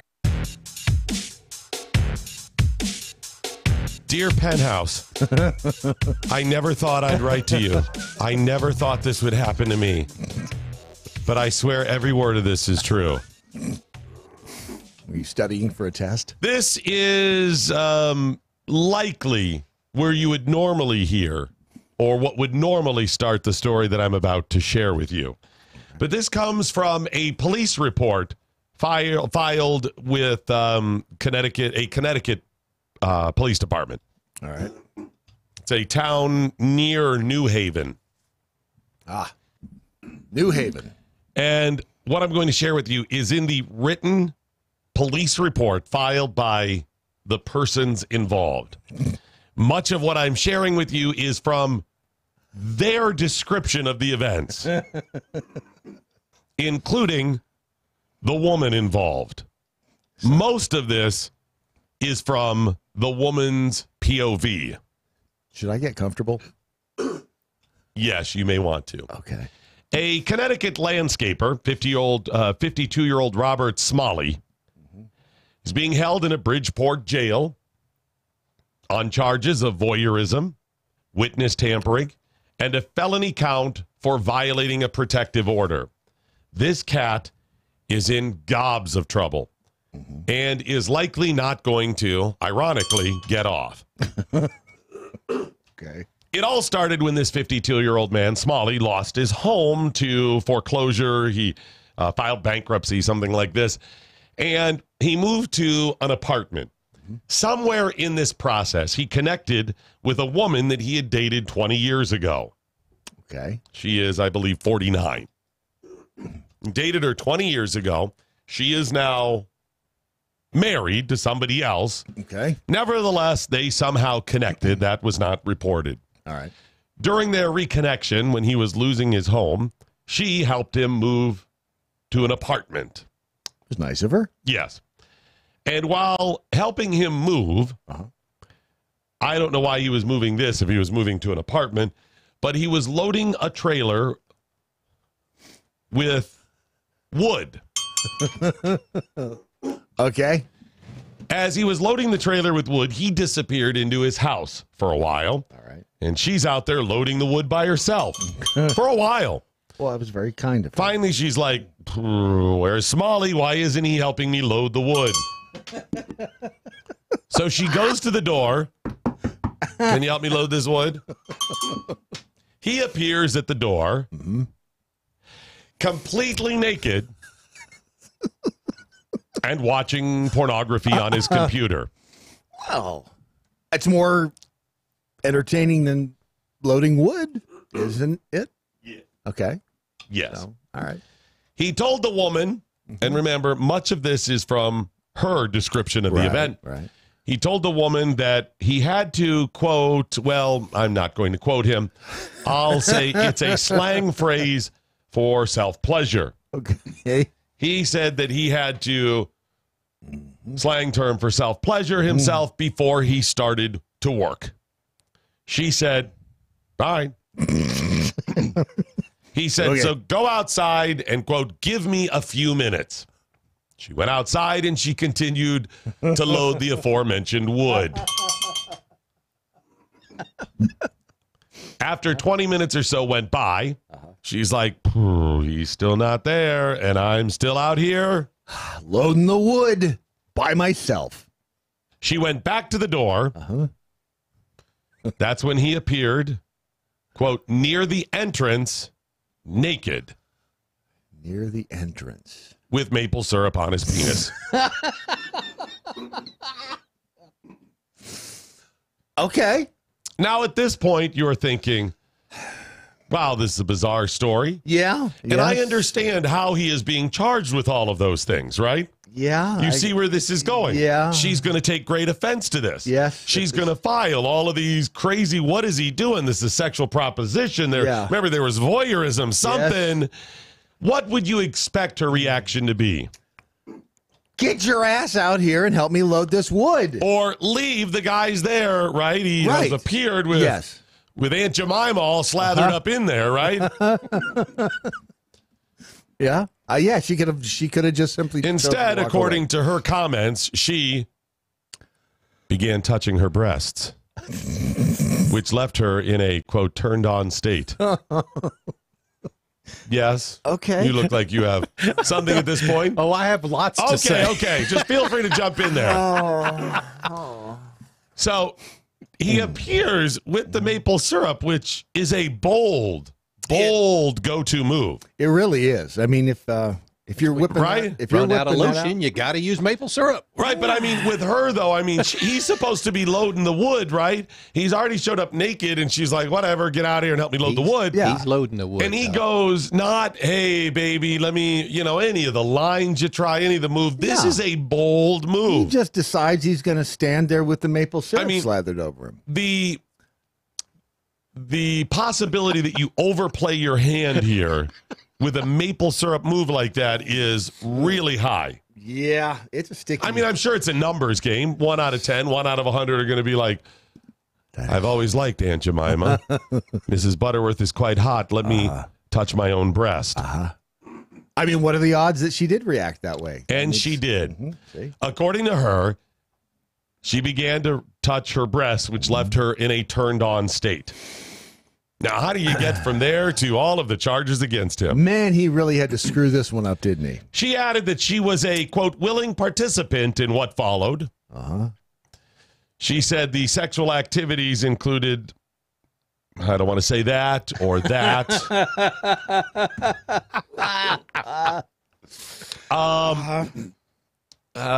Helping him with his pleasure. Okay, assisting. Yes. She gets the assist. We'll say old-fashioned. Okay. And then they were engaged in something that would allow him to pleasure her. An oral type typical situation there. All right. I can picture that. And then, quote, contact while in a certain position on furniture. Leaned over. They got on furniture with the maple syrup? Yeah, that was involved. Oh. Now, she said she was a willing participant in all of those activities. Right. And in addition, at that point, to the maple syrup, they employed the use of blueberry jelly during their encounter, which is, let me just say, that's a failure right there. I was going to say things are getting serious when you bring that in. Syrups and jellies, I mean, it looks good in the movies. It's just not worth the time or effort or the cleanup. It's got, yeah. But please, stop. Don't mix the flavors. Maple and blueberry, stop it. Well, and maple syrup Pick a flavor plateau and go with it. I could see where you could mix blueberries and maple. Don't do that. That's wrong. You want to mix bacon and maple, that's fine. Blueberries, a separate flavor palette. Don't mess with it. I don't think you can bring bacon into this equation. That would get weird. The sexual activity paused when he complained, God, my back pain due to an awkward position. When, how can I put this? She was on an L-shaped couch. They describe it as being draped over an L-shaped couch. So perhaps. And he was bringing up the rear. All right, I think I got the layout of this. Okay. But due to that, God, my back, lots of back pain there. Right. Remember, this is all laid out in the police report from her. To alleviate his discomfort, he began looking for Aspercream. All right. The woman recalled that he was looking for it. That's when she subsequently agreed to his request to, and there's a slang term for orally stimulate him. Aha. And while she began to take part in what she agreed to do, she glanced and noticed that he was, and here's where the trouble began, recording her with his cell phone. How many hands did this guy have? Guy's a magician, isn't he? Wow. Her response was, and again, this is in the police report, quote, what the F? She was irate. He reportedly replied, quote, it was nothing, and it'll be fun later when I play the video back for you. It'll be fun later. She told police she became, quote, extremely upset and started to freak out. She said that she suspected Somali had been videotaping her instead of pleasuring himself when he was earlier behind her where she would not have seen him. Right. And that was for 45 minutes. Holy crap. Yes, exactly. She didn't turn around once? Not 4 to 5 minutes, because that seems a little excessive to me. I first read this and I was like, I thought that's what you said. Yeah, no, I was like 4 to 5 minutes. Wow, that's a long time. What did you say? 45 minutes. Oh, my God. So he's behind her. For 45 minutes. And she... No wonder his back hurts. My back hurts hearing about it. No kidding. I'm like, 45 minutes, that's... And what did she think that he was doing back there? When there were moments where she was less involved, he was pleasuring himself. Okay. But she's was like, obviously making breakfast. Right, I'm just going to hang out here with the maple syrup. And the blueberry jam. Mrs. Butterworth looking all hot over there. You know what a stain Now, that would make, by the way? At this point, you're like, okay, you see the trouble. Remember, it was voyeurism. It was all these charges, right? Yes. She did not call the cops at that moment and freak out and get him in trouble. She tried bargaining with him and said, all right, listen, please delete the footage. When he wouldn't do it, right, she propositioned him and said, I'll give you $1,000 to delete it. Okay, this guy is turning And into he an said, idiot. no. And she said, hello, Po-Po. That's what she called the police. Wow. So let me go back to the beginning of this story. Wow. Here's a guy who is so down on his luck. He has had his house foreclosed. He's in bankruptcy, is moving to an apartment, and has an ex-girlfriend who is married show up at his house and begin to move his stuff for him. Yes. Already, this is a good day. Yeah. Right? Big time. Right. Somebody's moving your stuff for you. Yeah. And you have the possibility it's an ex. Maybe I can get this, make this work. You go bold, pour maple syrup on yourself, and she does not freak out, punch you, and call the police. Nope. Instead, she goes, is that maple syrup? I love and begin in a penthouse-style letter to touch her breast, leaving her, as she described, in an aroused state. Mm-hmm. Then you say, I'm going to go big and bust out the blueberry jelly. She still says, all right. They engage in all kinds of freaky ass positions, including him doing all this. And when you videotape her, she becomes irate, and then offers to give you $1,000. At that moment, if he had just said, okay, all right, $1,000, I'll take it. He would have had a woman moving all of his stuff, maple syrup, blueberry jelly, all of this stuff, and $1,000, and probably this woman would have come back at a later date. Instead, she called the police. They looked at his device, found the video, charged him with voyeurism, recording her against her will, all of this stuff. And then, in the future, he contacted her against a protective order, like don't have any contact with her. He texted her something like that. So there is a felony. And then, because he tried to convince her to drop the charges or whatever, tampering with a witness. Well, he tampered with that witness, all right. Yes. Before he even tampered with her. He's an idiot. This man is an idiot. Yes. He had it all laid out for him right there. And he blew it. How do you... Seriously. It was right there. I don't know. That guy... and... he got greedy. That's what's going on. Yeah, here. he did. This is greed. This is all right. Was he holding out for $2,000? I don't know, but at any point along that path, he was a winner. At any point. Exactly. If it stopped any point. But maybe he just figured, all right, she's loading up the house for me. She's married or whatever. Do you think she would really take part if where's the syrup? Oh my gosh, she is. I bet I can videotape. I bet I can get the blueberry. She's going for all of this stuff. You know what? She's demanding I delete it. What if I don't? $1,000? Okay, what can I ask for next? $5,000? It's just greed. He flew too close to the sun. That's all it was. He got greedy. He must have known. She must have been like Kim Cattrall in Porky's with the socks. He must have known that about her with the maple syrup. Something. Because, if she gets a whiff of the maple syrup, Maple just does it. she's That's her not thing. going to be able to stop. I want to see if I can still get it. How, if you're the police, do you file this take this report? I mean, I guess the only way to do this, you've got to go full Joe Friday on this thing, right? Yeah, just the facts. Is that what this is? It's you just dragnet style. Yeah. Is that it?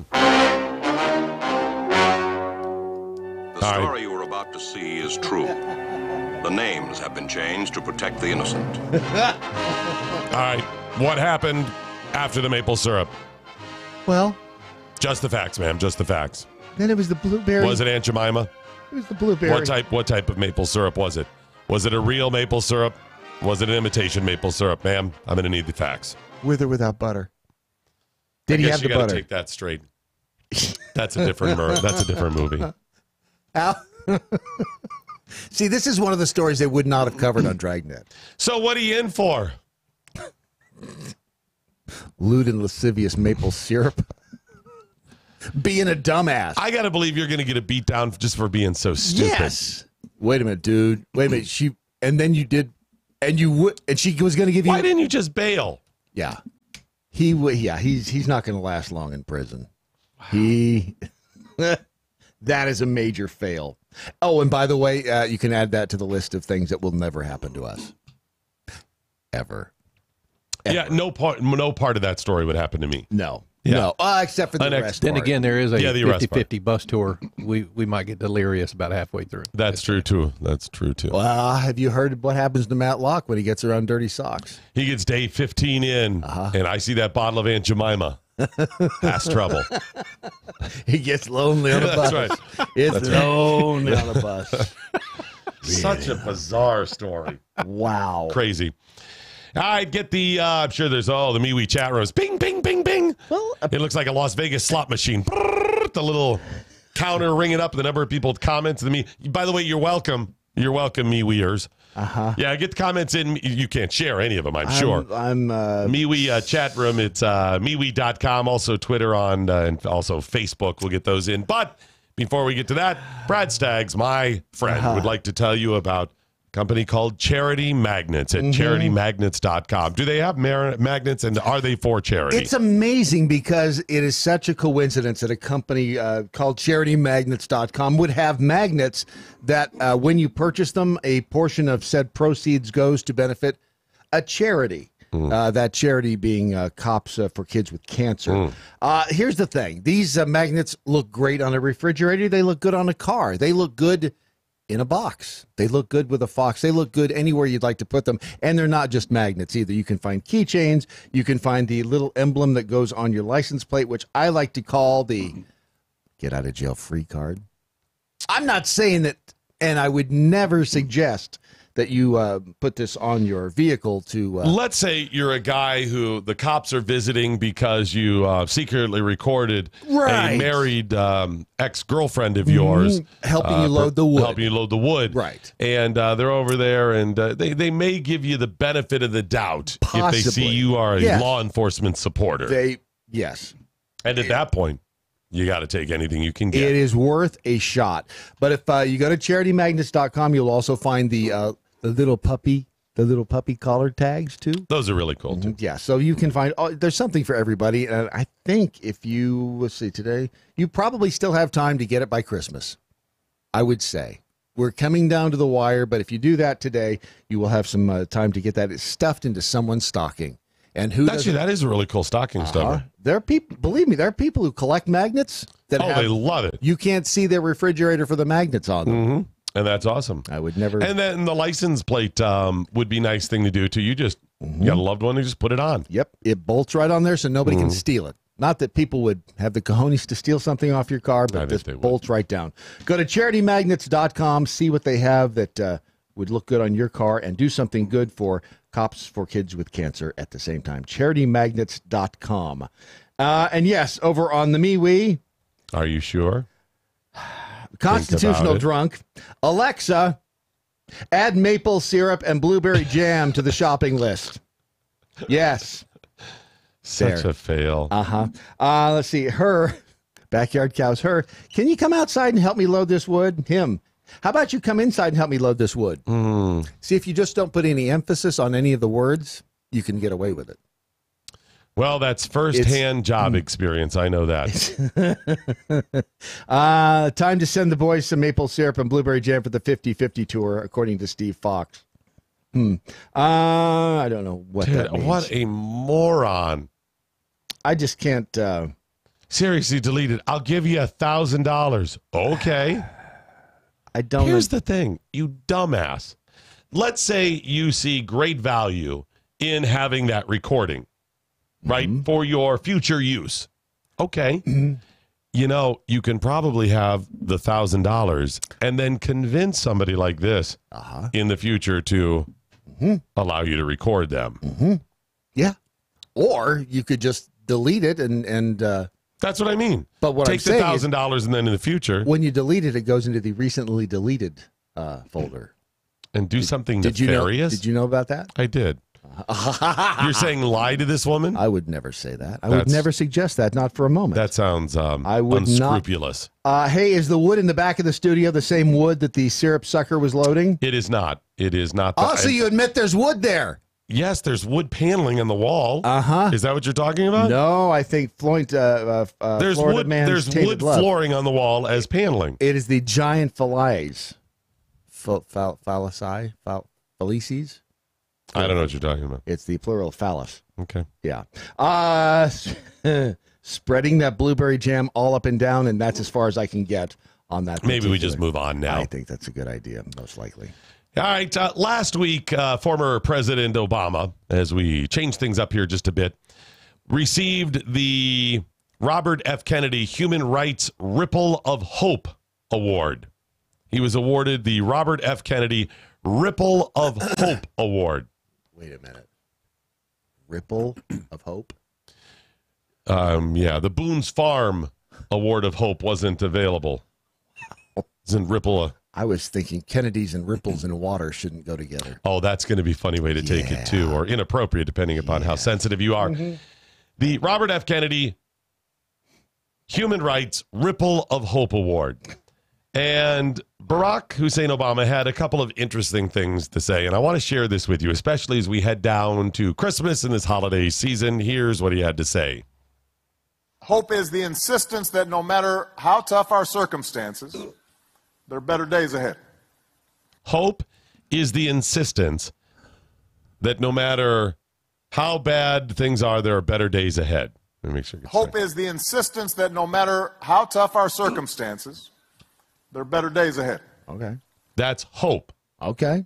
The insistence. Hope is an insistence that better days ahead. Listen to this.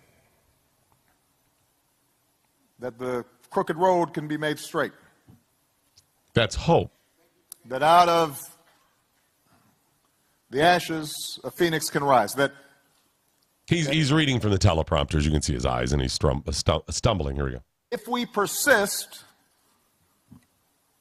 despite all of our individual failings and all of our inadequacies, together we can overcome. Together we can do better. This is all hope. In goodness and human ingenuity. Hope is a belief in goodness. Think about that.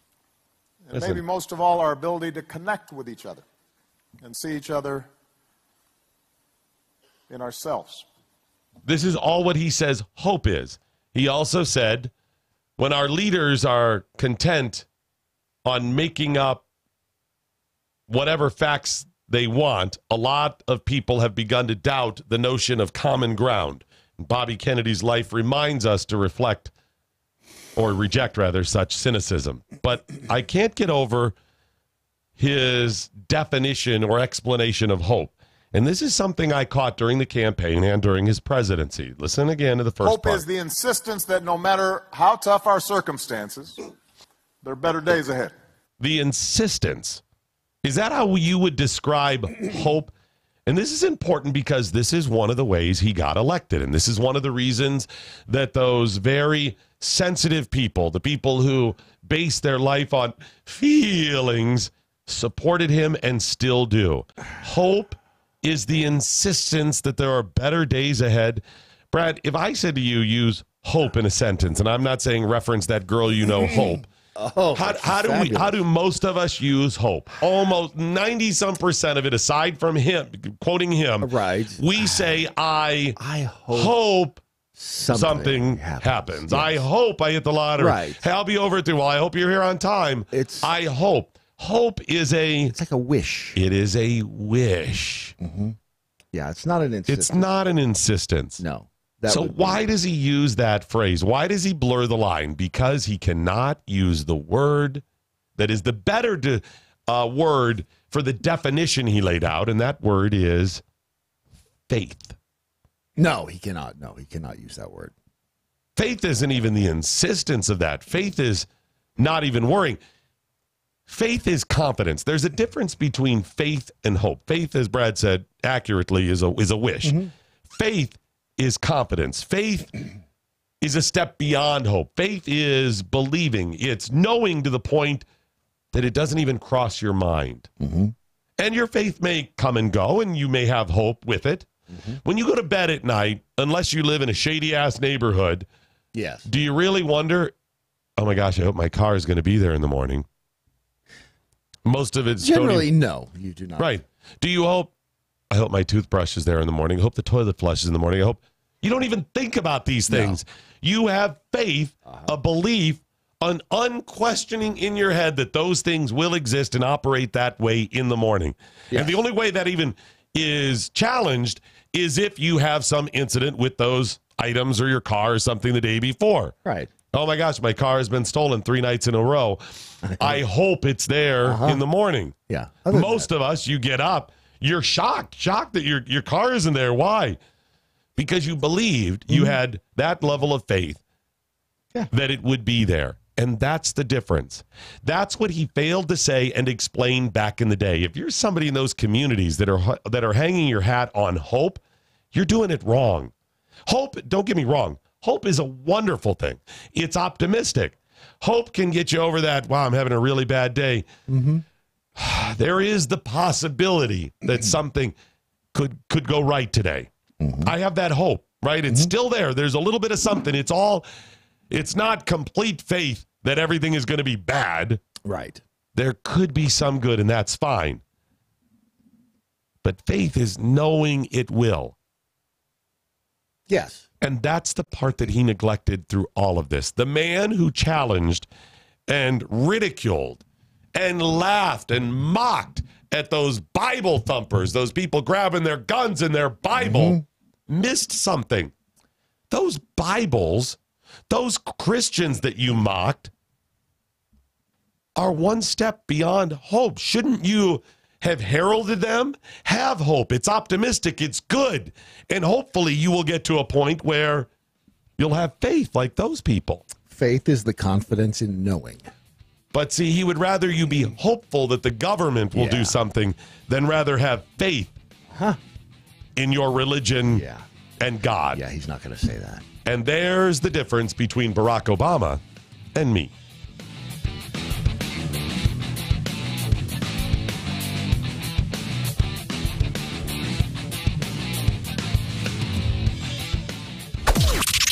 This is the seditious, rabble-rousing, liberty-loving, home of fun, entertaining, and compelling talk. MoJo 50. News this hour from townhall.com. I'm Bob Agnew in Washington. President Trump is not backing down from his demand that Congress approve $5 billion for border wall funding.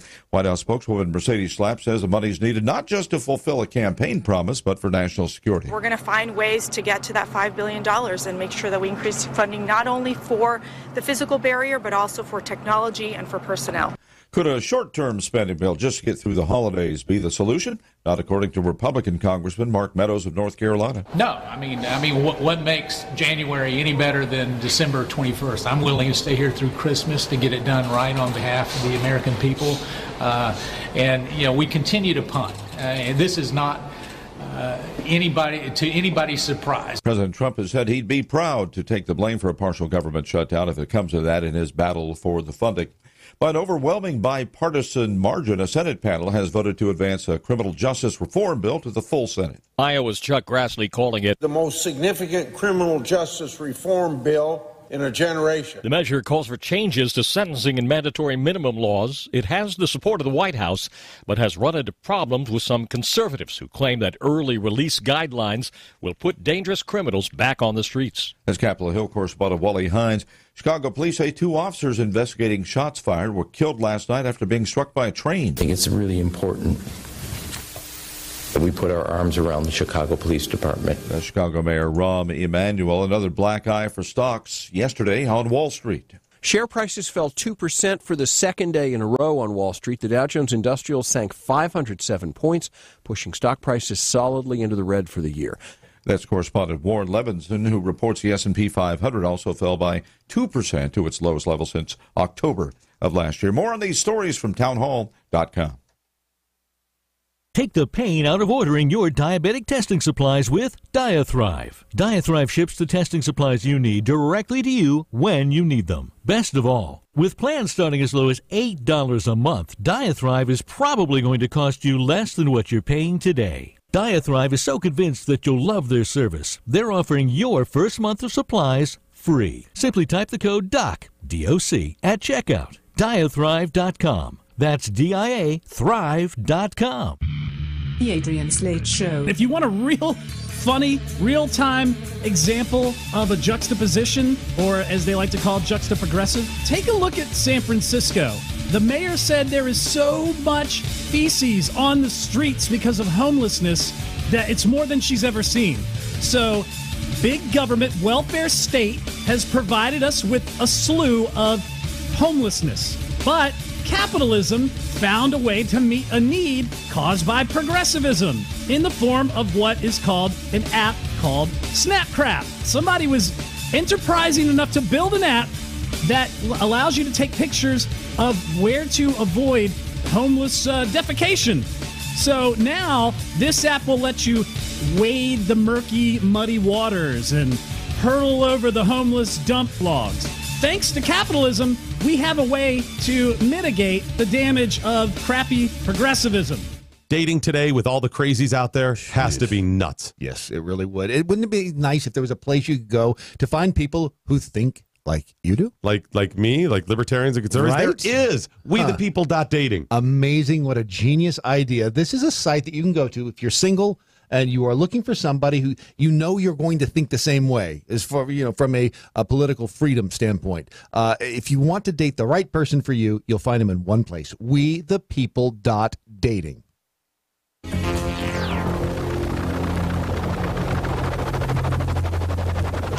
Mothership has landed.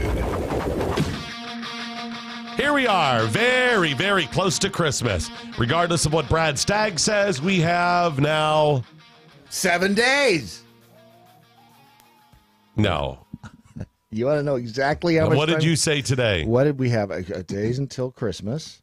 It's a week from today. It's 7 days. It is exactly right now 6 days, It's 16 7 hours, days. 55 minutes, and 23 So seconds. that's 7 days. That's what I said. 7 days. Okay. At least you got it right You now. people just... A couple days ago, I think it was late last week, I said, listen, we got to get some more phone calls. We've been... I kind of neglected not getting the phone calls. I'm going to open up the phone lines now. It's 220 202. Hey, what's that number? I can't remember. Just remember. What is it? 202-866-7466. Okay, we'll get some in a couple of minutes here. Hang on one second. It's 202-866-7466. Did I do that right? That's right. Okay, can you write that down so we have it in here? Because there's no way I'm going to remember. 202-866-7466. 202. I can't remember it. 866-7466. Which, of course, spells... Ramdaniel. All right, so get your dialing fingers ready. We thought it'd be cool to have a DC number. Yeah, that's so cool because everybody looks at 202. It sounds very impressive. That's DC. Anyways, if you've got any, we'll just open it up. If you have any random comments about things we get ready for Christmas, kind of a lighter week. If we can answer any of your questions about some things we have coming up, we have some new shows and stuff starting. Let us know. Anything about the tour? We got the big tour. Yep. If you want tour details, go to MoJo50.com. There's also a separate website page that you can get to via MoJo50.com, and it's MoJo5050tour.com. We're still looking for some sponsors for locations where we can broadcast in each state. If you're curious if we're going to be in your area, the tour schedule, it's a tentative one, is laid out. Obviously, we can't be in every part of every state, but there will be one stop in each state. Get the details there. Some people have already contacted, said, yep, we'll have you here, there, and the other. It's all to benefit veterans charities. I believe we have most of the veterans charities laid out on the webpage. I think so. There's 4 on there now. I think we're going to add a few more. Okay. Yeah. And everything that we bring in as a company for this tour, we will take 50% of it right off the top and give to the veterans charities. And then the expenses, which are many, mounting pretty high. Yes. will come out of our portion of it. It's expensive to do what we're going to do. It is. One of the reasons no one has ever done it before. The logistics of the bus, the rental, the gas, the tolls, the driver, all of that is going to be the better part of $100,000, $80,000, something like that. Easily. We have a phone call from Virginia on the line. Sharon, I think. Was Sharon? Yeah. Sharon, welcome to the Daily Mojo. How are you? Are you there, Sharon? Sharon, how are you? Sharon is. Hello, Sharon. Are you there? It's working out well so far. Remember, Sharon picked up her phone and she dialed 202-757 area code. 757. Maybe it's not Sharon. 757 area code. Hello there. Hi. Mouth breather? Hello? Hello there. Yes, who's this? My name's Noel. Noel, how are you? Hey, Noel. It says Sharon. Oh. Yeah, not Sharon. It's like, I'm not Sharon. By the way, we've done things differently, and we've come up with an automated phone system so we don't have to have a phone screener. Yeah. It's a brilliant idea up until the point that we don't know who we're talking to. Right. So well, there's that. in the future, I must caution you, when you call up, we may not say your name, so you have to kind of listen to see if we're talking over the phone, you know, if either recording or live. So anyways, Noel, what's going on, buddy? How are you? Oh, no, I just say I love the show. Love listening to you guys. I can't listen all morning because I can't bring my phone where I work, but you need to quit. You just need to quit the job and sit at home, live off the government, and listen to us. Wait a minute. You know you're listening to Doc Thompson's Daily Mojo, right? I mean, that's...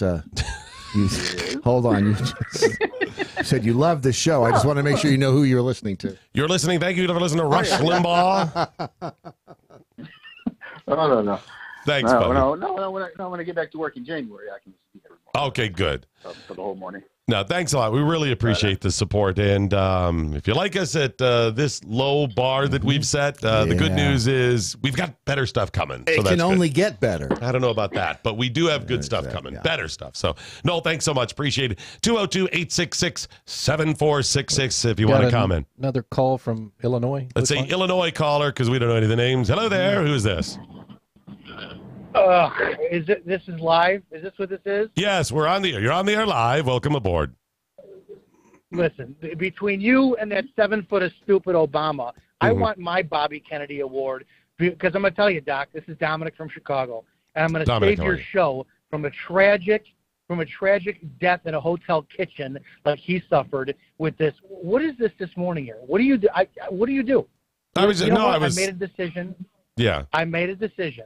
And you know what? I want to save your 2 listeners who wind up, tuning in, calling in, and doing all this stuff. I'm going to save them, and I made a decision. I'm going to come on your radio program, and I'm going to start a show to bookend at night to keep the people awake who fall asleep from listening to your drivel all day long. Wait a minute. You lost me here. Hang on, you lost me. So you've decided you're going to do a show? I'm doing you a favor. Get my Bobby Kennedy Award ready because you and that 7 foot of stupid from my home state, the running Kenyan. Right. Oh my God! I don't know what you're thinking. I don't. You must be. I get you with the Obama thing.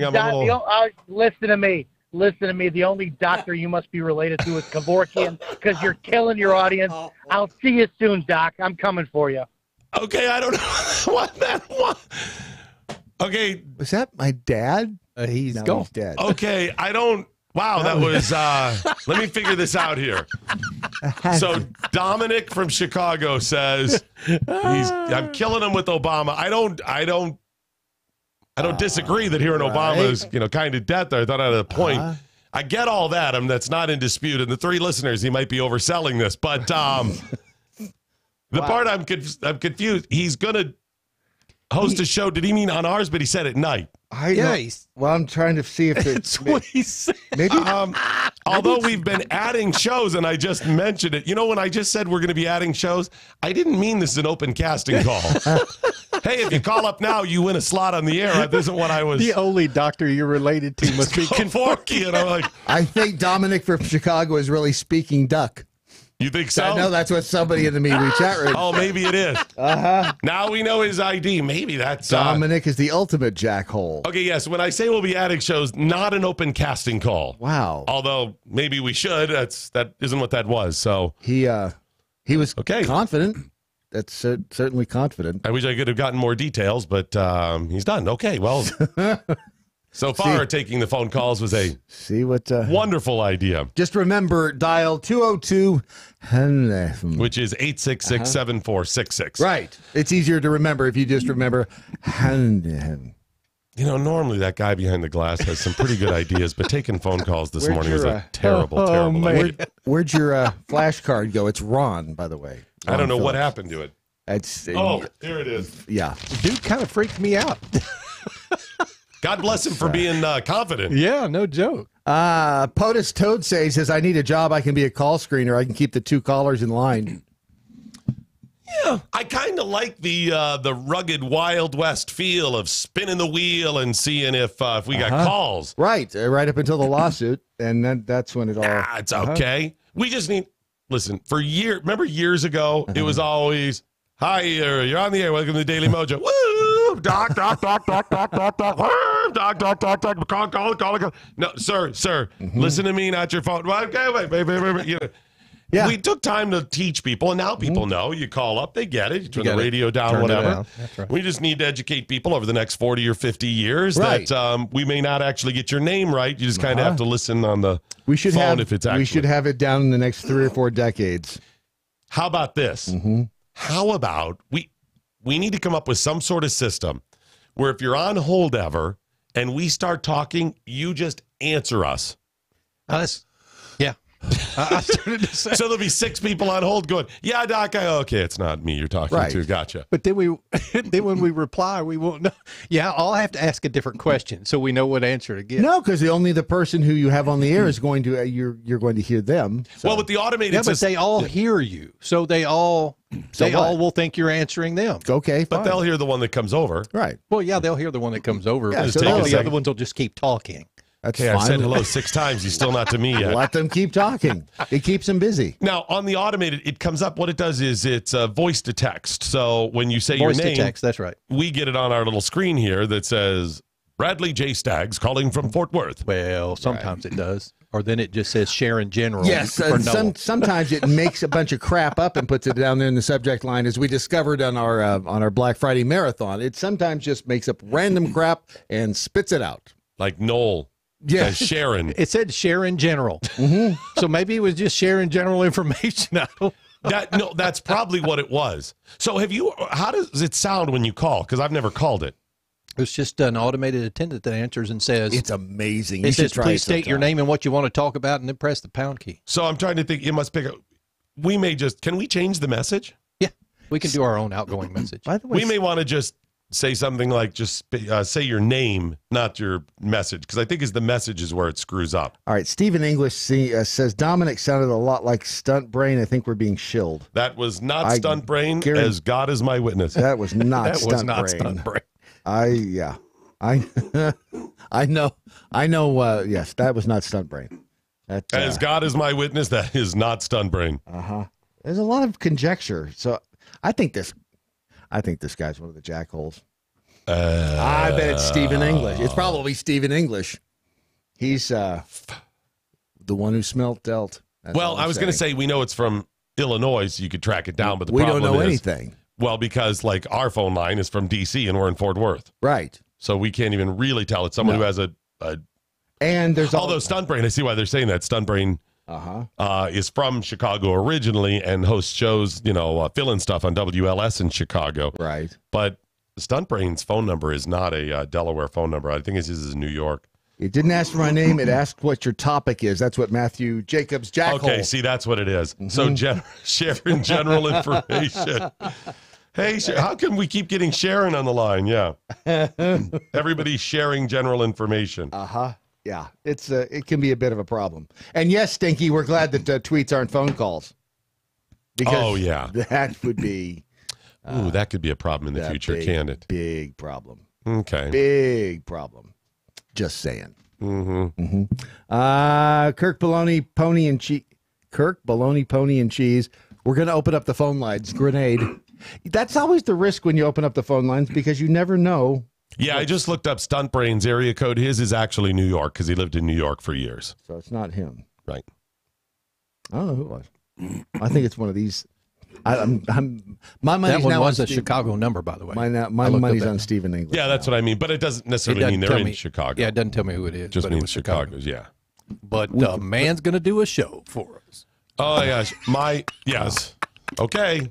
Good luck. My wife had to get a new phone number like 4 or 5 years ago. I can't remember what happened to her number. She might have had it through her company or something like that, but she had it for years. So she says to me, I want you to search and get me a good phone number, one that's easy to remember type of thing, right? All right. I said, all right. Well, they don't let you go through hundreds of them with the service we had. They'll give you like 2 or 3 to reject, and then you got to pick one. And each time you do it, it's like Russian roulette. If I remember right, you're just stuck with that one. Uh-huh. So they gave us a couple of options, and I got one. I can't remember what part of the country, nowhere near where we are. But the numbers were repeated a lot. And I was like, this is going to be great. And then I realized, and she's realized since, it is repeated too many times. So it would be like, it's 979-779-779-779. It's like that. And there's a one. Hey, what was that number again? I have no idea. And it's like 979-779-779-79-179. Uh-huh. I cannot remember her phone number. Too many 9s and 7s. Oh, it's just those aren't the numbers, but it's 2 numbers repeated over and over with like a random 1 thrown in there. It is maddening to try to remember it. And it sounded like such a good idea at the time, like 9s and 7s, who can remember that? But it's not like 999-777-7777. Oh, it's maddening. By the way, Opelka just tweeted, "We all sound alike." So I'm guessing that. I'm guessing it was not Opelka. No, it was not. I know it wasn't Opelka. No, I knew it wasn't him. I could tell Mike's shenanigans too. Plus, I know his shtick. I know how he would have set that up. He would have given the business in a different way. See. And yes, that's a challenge, Stunt Brain. Hey, the Duchess, if you're doing a speed round of show pitches, wake up Jay Severin. Who? Some guy named Jay Severin. Actually, I talked to Jay Severin about a week ago, and I was supposed to call him Friday, and then I got busy, and I was supposed to call him yesterday. I got busy, so I'm going to try to call Jay today. Exclusively just to catch up, see how he's doing. Right. Even though we caught up a week ago. But you'll find it. Catch up again today, and what's wrong? What's wrong with catching see up what he's repeatedly? doing, seeing what he's thinking, right? Feeling, right? Future career options, loving, touching, squeezing. Bradley J. Staggs, would you regale us with TRAguns.com? Oh, would you tell us the tale of TRAguns.com? I can't regale you, but I would be more than happy to tell you about TRAguns.com. Formerly TarRiverArms.com. So, if you're a bit confused, just remember TRAguns.com is TarRiverArms.com, but it's TRAguns.com. And this is America's first. By the way, this just in, McDonald's is changing its name to McDowell's. With one L. Right, that's with right. One L. This just in, Burger King, after 40 years of branding, has changed its name to bkburgers.org. Do you know who did that, actually? The Bank of the Ozarks? There's a branch in here in Dallas. They changed their name to Bank OZK. From Bank of the Ozarks. No, that is not the worst bank name ever when they rebranded. What is? There is an Ohio-based bank, and those of you in Ohio or the Midwest, you know which bank I'm talking before I even say it. You know the one. Ready? Hang on. What is it? I'm gonna write this down so you can see it. All right. He's writing as we speak. There you go. There it is. Oh, Fifth Third. 5 thirds? Yes, No. It's fifth. Yeah, that's Fifth Third. And that was the merger of two. I think the fifth something bank and the third something bank, and it's Fifth Third. Yeah, that is the Fifth Third Bank. The worst. Who in their right mind thinks? Yeah. Adolf Hitler National would be better than this. Yes, it would. Right. In any event. Right. See, the pedophile bank and trust would be better than Fifth Third. This is a horrible name. Yeah. First time my wife saw it, she goes, "What the hell's that?" The only time I would have recommended a consultant. I think that likely was the consultant. Anyways, so TarRiverArms.com said, "Hey, we need TRAguns.com." I'm sure there's a reason why. Which redirects to tarriverarms.com. You might need to mask that, guys. There's just that. Well, here's the thing. Regardless of whether you go to traguns.com or tarriverarms.com, this is the coolest website when it comes to guns because that part's legit. It really is America's virtual gun store. And the reason they say that is because they have these guns set up that you can see them from 360 degrees. It's almost like you're standing there in front of them in a display case, and you can spin the thing around at your leisure. And you can look at the gun from all angles as well. For instance, a Sig Sauer P938 Nightmare Micro Compact 9mm pistol. That's the one gun I've never had as a Sig. Really? I've had everything else. I've never had a Sig Sauer. Sigs are nice, man. They're very nice. That's what Fox Mulder used to carry on the X-Files. That was his backup gun, a P238. You know, the only one, and these are fine guns. I know people that love them, but the ones that I have trouble with, and granted, I haven't fired all of them. Right. Only a couple of models. Is it Springfield Armory that has the automatic safety in the back of the handle? On the back, yes. I think that's Springfield Armory. Yeah, I know. Yes, it's on their 1911, especially. Yeah, and again, I've only had a couple models. Yep. It's really difficult. My hand, and maybe it was just the ones I had, the grip, it didn't fit right, so it was always a struggle to kind of press against the safety for me. Yep. And we know this doesn't. You've got to get the gun that fits your hand. Yeah. And it's not just the size, it's the shape, the whole thing. It's how you use it. Which, it's Matt. Is it Springfield Armory? It's a Kimber. No, it's a Kimber. It's a Kimber. You sure that's Kimber? Yeah, because a friend of mine. Yeah, you have to squeeze the grip. It's on the back, though. Yeah. Yep, it's a Kimber. And you're right. I thought that was Springfield Armory. Look that up. You guys are wrong. Kimber maybe as well, but I know it was Springfield Armory that I tried those. And then I just kind of avoided because I thought they were all that way. Stupidly, I should try again. But and see, all this time you've been avoiding them for no good reason. Right, stupidly. But I should try again now. Yeah. Springfield Armory has a pistol with a thumb safety. No, they do. No, you're right. They do have one that it's. I thought it was multiple that most of theirs did. So I guess not. The XD line. I should try some more then. Yeah. That is a Springfield Armory. Yeah. Yeah. Yeah.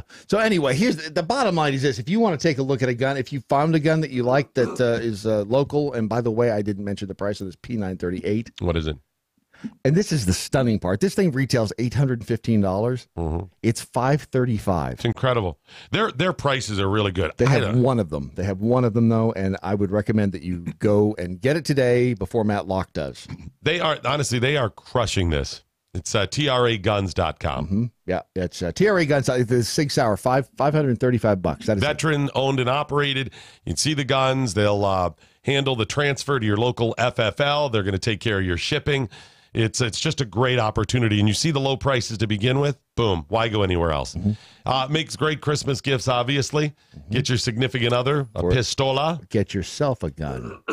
Do that too. You know what? The heck with them. Just buy yourself a Christmas present. Yep. Do it for yourself. TRAguns.com. See them in full 360-degree splendor and glory. TRA Guns. Our old friend Alexandria Ocasio-Cortez has decided that before she gets inaugurated, before her coronation, in just weeks, we're getting close. It's right around the first of the year. Yeah. Before that happens, she needs to take a few days off, folks. Poor thing. She's exhausted. Right. I mean, she has been working for like 6 months. Yes, nonstop. Right. Poor thing. And not getting paid. This is it's rough. What's she going to do? She said she's taking a couple days off. She said, I'm taking a few days off to take care of myself before what is sure to be an eventful term for working people, immigrants, and the poor. Self-care is political. Not because we want it to be, but BC, meaning because of the inevitable shaming of someone doing a face mask while financially stressed. It's tough being 29. Having worked, for like 6 months. She hasn't even showed up to the job yet, and she's overwhelmed. Right. I was going to do this story, but now I'm going to jump in here because it's funny. Yeah, go for it. I mean, ladies and gentlemen, Matlock from the Conservative 29 Cartel. years old, and she's overwhelmed by the rigors of a job that she has not even started yet and has to go get a facial. Now, hold on there a second, Matlock. Hang on. This is a woman who went to college and got out of college. So what? How old was she out of college? 22, 23, right? Do the math, man. She's been working, what, 6 years or so. As a bartender. Right. And then now running for Congress, 6 years in the workforce. Doesn't she deserve time off? I mean, how many years have you worked? Seriously, how long have you worked? 22 years. Okay. And look at you, rich, not an immigrant. Yeah. Look at this facial White. that I need. See that? He's all pasty. And how long have you worked? More than 6 years? About 110 years now. See? He's like dirt. I am. They're financially stressed, man. Well, she can't afford it, though. Did you read the article? If, for the poor, for the distressed, she needs a facial. Who's going to pay for that or where she can live? So apparently, facials cost? So apparently she is, she said she's going to take some time off, but she said for working people, immigrant, the poor, self-care is political, not because, in other words, she is saying she is a working people, an immigrant, the poor. Right, that's what she's saying. She's identifying as those she's people. Identifying as, right? Okay. You can today's age, you can identify as anything. The woman who will be making $175,000+ a year, plus bennies, plus office, perks and everything else in just a couple of days. Yeah, what in Brad Stagg Day is another 17 days. Right. Yep. Exactly. Thank you. She went on to tweet, I've decided to take others along with me on IG. Instagram. That's Instagram. Come on, get with That's it. Instagram, get with Grandpa. Instagram. Okay. As I learn what self-care even means and why it's important. I know what it is. I know what self-care is. Did I say what self-care is? I know what it is, too. Here's the thing. I know. She just laid out she needs that self-care in order to educate us, but then she admits in her second tweet she really doesn't even know what it means. Well, is that right? She has an accounting degree from Brown. I mean, those aren't numbers. What can Brown do for you today? Okay, a bit more on Alexandria Ocasio-Cortez and her time off coming up after this brief interlude on your Daily Mojo.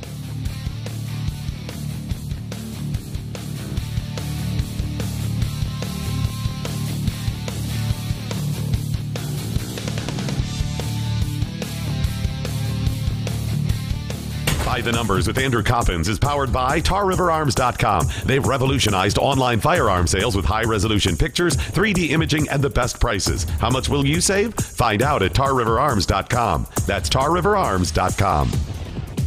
As we continue our look forward to 2019, today's number is 29, as in 29% of adults go at least 1 week without making a single purchase with physical money. That's according to Pew Research, who say that 29% number is up from 25% from a similar survey done just 3 years ago. The trend towards that cashless society is something that does appear to be increasing, and why wouldn't it, given that more and more of our purchases are done either online or by a simple tap of your phone to make that payment. Further evidence comes from the fact that the poll also notes that only 18% of respondents use cash for all or almost all of their purchases in 1 week. That's down from 24% in 2015 as well. The Pew Research poll also points out the number of people who carry cash on them regularly down. In 2015, 60% of people carried cash in case of emergency. In 2018, that number's down 7% to 53%. With a workforce that's becoming more and more tech-friendly and less scared of trying new things, it seems like those numbers are only bound to increase heading into 2019. And that brings us to the world of cryptocurrency.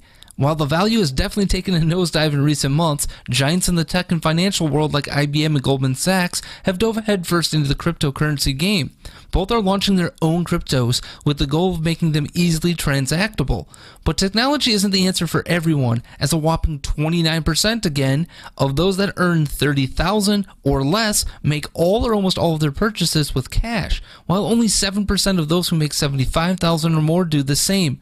What the numbers suggest is that 2019 may see even more choice and less rigidity in the world of paying for goods and services. This has been By the Numbers. I'm Andrew Coppins, and you can follow me on Twitter at The Coppins Show. Doc Thompson, Brad Staggs, and your Daily Mojo. We've got your Conservative Cartel featuring Matt Locke and Ron Phillips. Good. Ron Phillips coming up immediately following ours. Matt Locke just popped in here to give Alexandria Ocasio-Cortez the business, and then also said that coming up on his broadcast today, gun confiscations in New Jersey. Well, does that shock you? I was going to say that's not surprising, no. But also gun confiscations in Pennsylvania.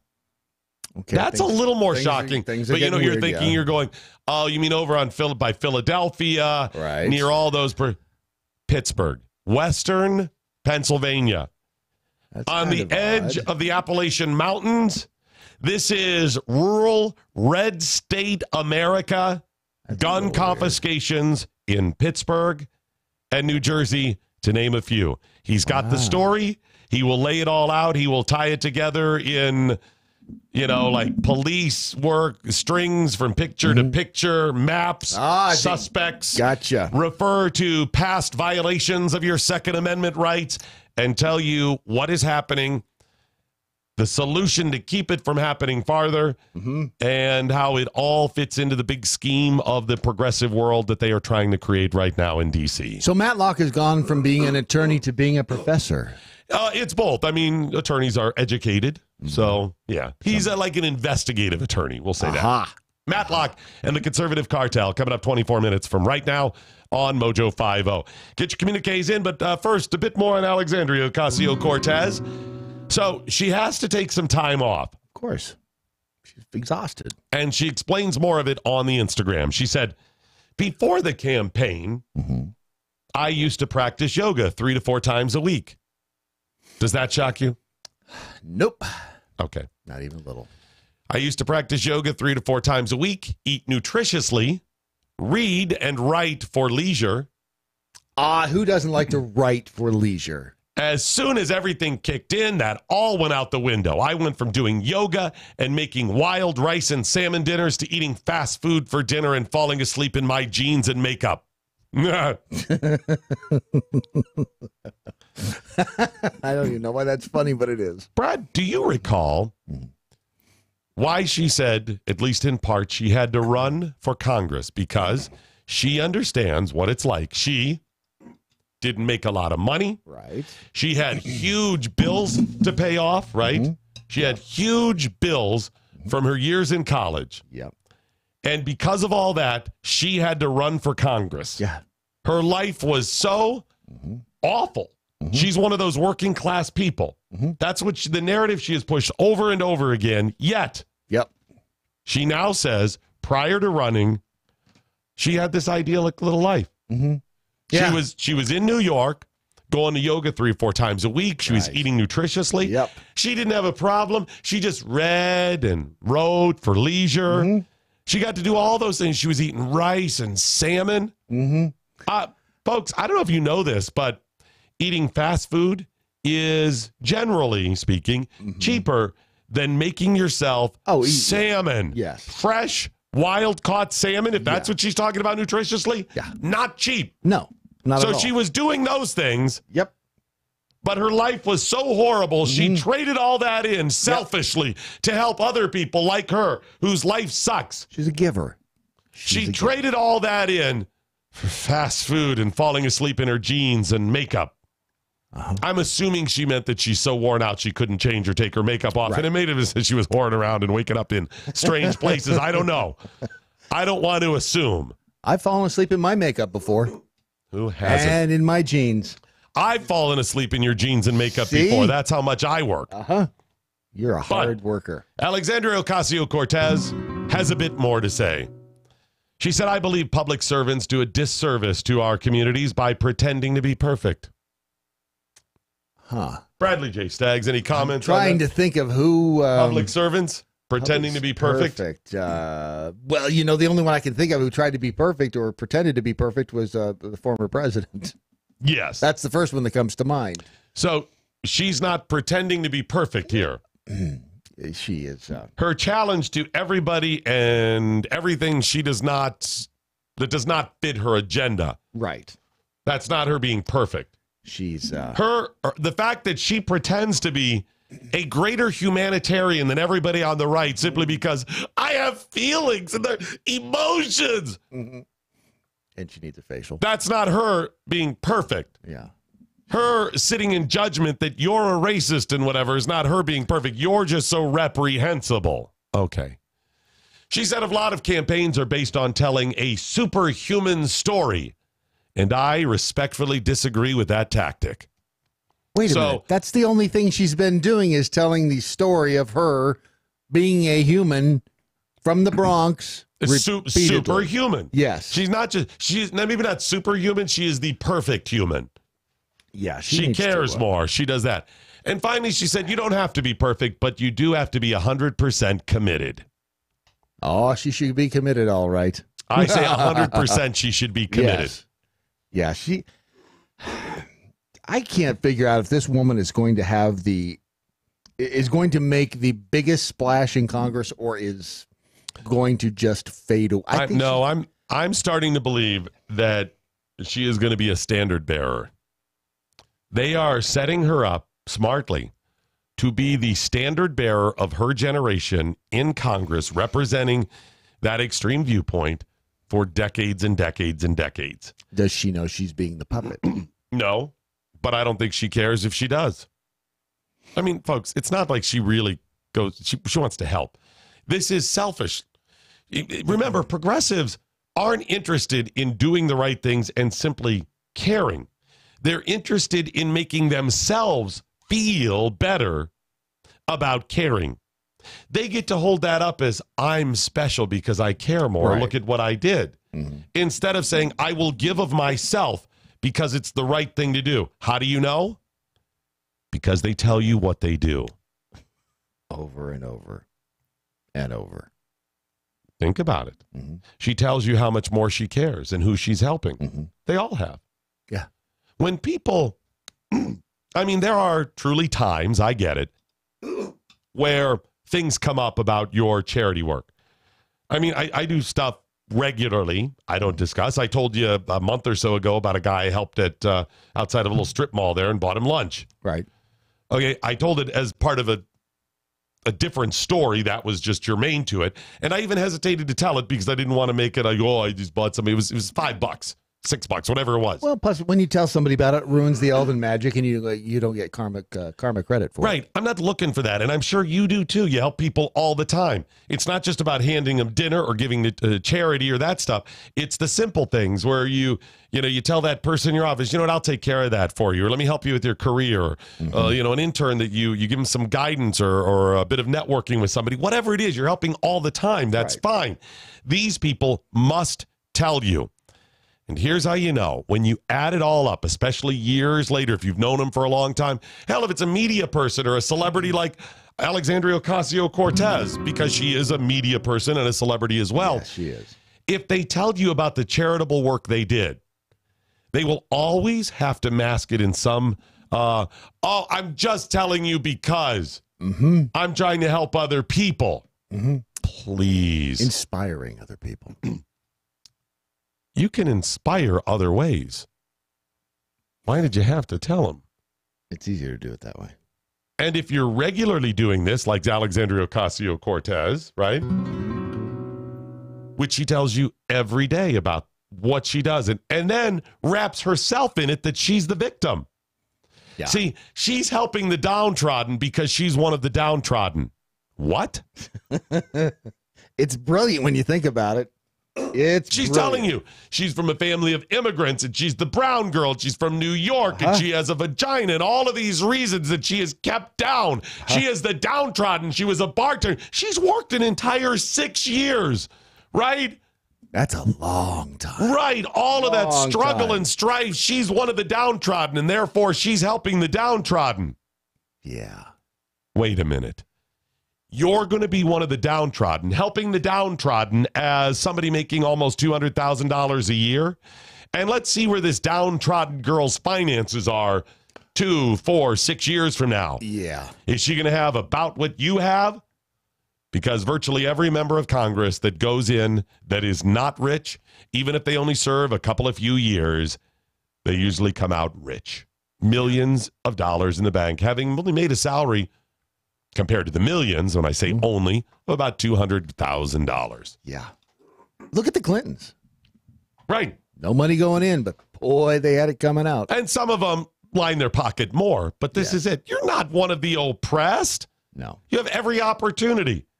But she wants to tell you the charitable work and good she's doing, it's a scam. So I believe that she, like most progressives, feel good about herself because she is helping. They want to say, I am. It's the Jerry Seinfeld when he goes, my mom was right.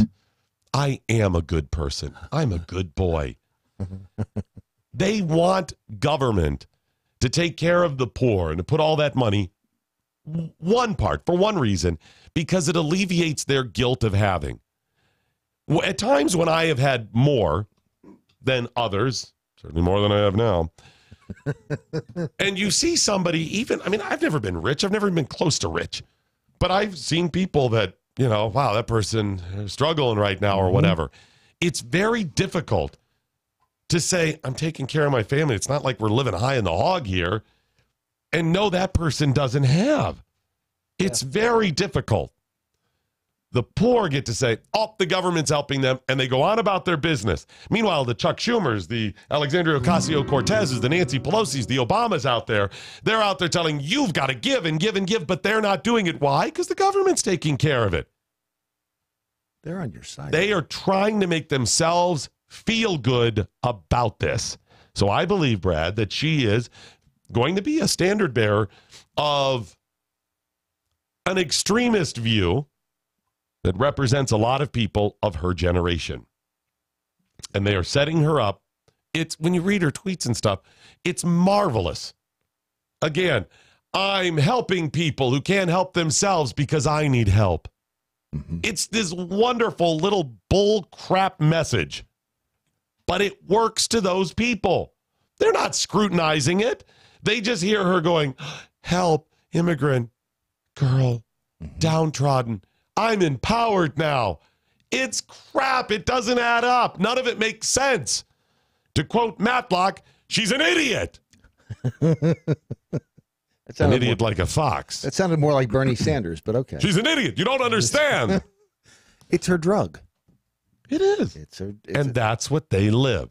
I believe she's going to be around for a long, long time. Sadly. President? That's a big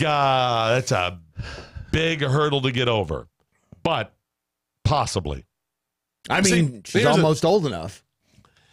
Well, once we change the Constitution, right. What's that Constitution? We don't. It's just. And it says him. It's not. I'm not a he. Therefore, it doesn't. Oh my gosh. Her challenge to become president will not be her extremist views. Your views, your platform, is not the issue to become president. Platform and ideas is all about timing. That's not the challenge. That's what getting the timing right is the challenge. In other words, your views do not matter. You could be the extremist, craziest. You could be a pedophile and get elected if the timing is right. Where suddenly there's this big pro-pedophilia wave, which is what happened with Obama. The guy is nuts. His ideas are not America. They are the extreme of the extreme, and people welcomed with open arms. Why? Because the cosmic tumblers aligned for everything that was going on in America at the time, and they supported the nonsense. The challenge is hitting the right time and challenge, but the biggest issue is backers, financial backers, and those people that do all that heavy lifting in areas that we don't know about. Yes. And they found her. She didn't have to find them. So president, maybe, if the timing is right. 10 years, 20 years, whatever. That's what they did with Obama. That's it. I mean, it was about grooming. Built him from the ground up. Right. Because he didn't exist almost beforehand. Yeah. I got to tell you about Era Capital Management, and by I've got to tell you about Era Capital Management, I meant my friend Brad Staggs has to tell you about Era Capital Management. Well, I think we should tell Alexandria Ocasio-Cortez about Era Capital Management because she is going to need, think of the money she's going to be making. She doesn't need their help. She's a financial genius. Well, yeah. She's a financial genius. Genius. I'm a genius. Think about the money she's going to be making. Think about the retirement money that she will get as a retired government employee. She's going to have a lot of money to manage. We'll see. Oh, she'll have a lot of money to, and she needs to have somebody do it that actually knows what they're doing with it. I'd say to the audience, have you looked at your account statements lately? The market has not been doing real well. And you probably don't even realize what's going on for like your retirement accounts because most of us don't, log on that every day. No. gets depressing if you do. Right. Some people, if you have a little bit more, maybe you do kind of hang on the stuff. But a lot of us just go, I'm content to just have it in there and know it'll go up and down and you move on. It's not doing well right now. You should be asking your advisors what you can do to minimize and manage that risk. If they don't have a good answer, it's time to start looking elsewhere. The great folks at Era Capital Management do things a little bit differently. If you give them a call for a second opinion and a free consultation, doesn't cost you anything, they'll walk you through the steps. You are going to be thrilled and pleasantly surprised, I believe, with the answers they give you and lay out their system and structure for you. Well, and you can make money in a down market. And that's the thing. The professionals, the professionals know how to make your money work for you even when the markets are down. Listen, if you look at somebody like George Soros, we mentioned him, the billionaire, that cat makes money in up markets, down markets, side markets. You just have to understand how this stuff, how it works. I mean, you can give your money to me and I'll do my best at trying to get you some money. I can't guarantee a damn thing. As a matter of fact, I'll probably lose most of it, but I'll have a good time doing it. Well, and Era does a really good job, too, of minimizing the risk, too. It's not, taking some wild gambles and stuff. It's not what it's about. Do. I would not minimize any risks, and I would take all kinds of gambles. It's soybeans today. It's all soybeans. What did I say? It's all gold. Put it in gold. Right. Wheat futures. So your option is me or Era Capital Management. Most investing done right, and there are no guarantees up and down. We know that. But most investing done right is done over the long haul with a system of numbers and structure in place where you can kind of ride the ups and downs, and you're looking at the long haul to do well. That's your smart investment. And the great folks at Era Capital Management will explain that to you. They've been doing real well. Thank you so much for supporting them. Go to eracapitalmanagement.com. It's Era, spelled ERA, capitalmanagement.com. Of course, Era Capital Management, LLC is a registered investment advisor. Era Capital Management, LLC provides fee-only portfolio management. The advisor may not transact business in states where it is not appropriately registered, excluded, or exempt from registration. Keep in mind that investing, of course, involves risks. The value of your investment will fluctuate over time, and you may gain or lose money. No strategy can assure success and is not guaranteed. You use your mouth prettier than a $2 whore. Thank you so much. I appreciate that. EraCapitalManagement.com. Call them and ask for that free consultation today.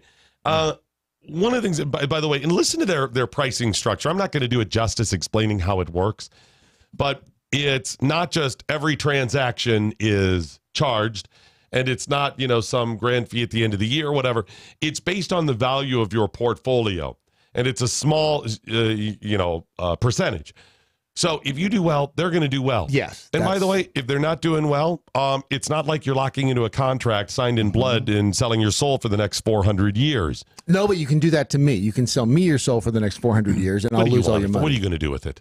Oh, I'm sure I could find something to do with it. eBay? Maple syrup? eBay, something like that. Absolutely. EraCapitalManagement.com. Good people that support this platform. If you've got an old 401k, if you've got big retirement, see if you're getting the value out of it you should be. Just listen to the folks at Era Capital Management during just a free consultation. It only takes a few minutes. Not going to be like you're on the phone with them 6 hours unless you want to be. EraCapitalManagement.com. They will. I mean, if you want to be on the phone with them for 10 years, they will sit there. Sure, you'd be willing to do that and help out if you can. I feel like there was one other thing I wanted to get to today. I think we told that story on that. Was there something else? I feel like there was something else we had to mention. Being derelict in my duties. Phones. We did that. We've covered. No, I think we've got the tour. Yeah, we have that in there. Yeah, we've got it all in there. We've loaded the wood. We've had our wood loaded. All right, I guess that's it. Is that the time? Did we miss something? Can you think of anything? Such an engaged group here in the studio. No, I really feel like I'm missing something. I hate that. Where are my car keys? You'll remember it in about 10 minutes. Probably. Yeah. All right, well, let's just give this a shot and see if I remember. All right. What do you mean it's let's go? Oh, righty. That is it, ladies and gentlemen. The end of your Daily Mojo. But before we go, as always, let's find out what we learned today. We learned that you should not mix your flavor palettes of maple syrup and blueberry when engaged in sexual activity with an ex that is now married who shows up at your door and offers you $1,000 not to expose the video of her pleasuring.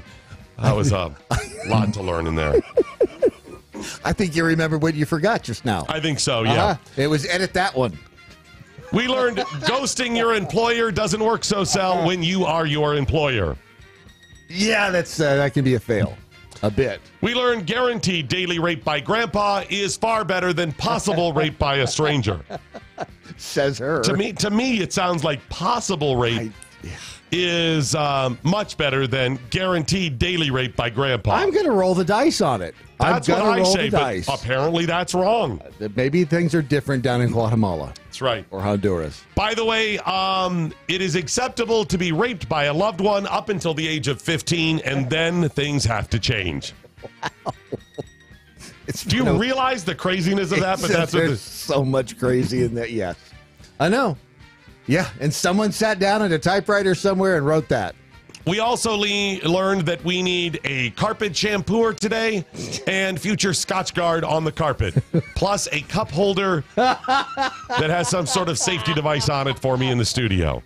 Did you see that, by the way, when it did? I just ignore most of what happens over there. I find it's... It wasn't just a little bit of iced coffee. I find it was a full... What size cup is this? This 32 ounces? Oh, easily. Yeah, that's a 40. I guarantee 32 ounces of iced coffee all over our it's formerly unstained off-white carpeting. And the landlord wouldn't have known about it had you not just announced it to them. Here's my plan. Mm-hmm. We just do a bunch of other stains and they go together and it looks like a pattern. Exactly. Bradley J. Staggs, what, if anything, did you learn today? Well, ironically, I did learn that getting raped every other day along the caravan route is still better than staying an afternoon at Dora's house. Let me think. Yes. You want to stay over at my house today? Rapey, no raping. Right. No one ever stays over at Dora's house. No, because last time, Dora, your grandpa and all that, it was just bad. What's her backpack's name? Oh, crap. What is Dora the Explorer's backpack's name? Or her friend? What's her friend's name? The backpack is backpack. What's the friend? Did you have a little character that was a friend of hers? That little monkey-looking dude? Oh, yes. That's on you. That'd be a monkey. I don't know. The monkey-looking dude is a monkey. Okay. No, it's not Swiper. Swiper is the evil. Swiper is the fox. Swiper, Right. no Swiper. Red Snapper. No. Red Fox. I don't remember what his Foxy name is. Brown. It ruins the joke if I don't know. It was a long time ago. Backpack.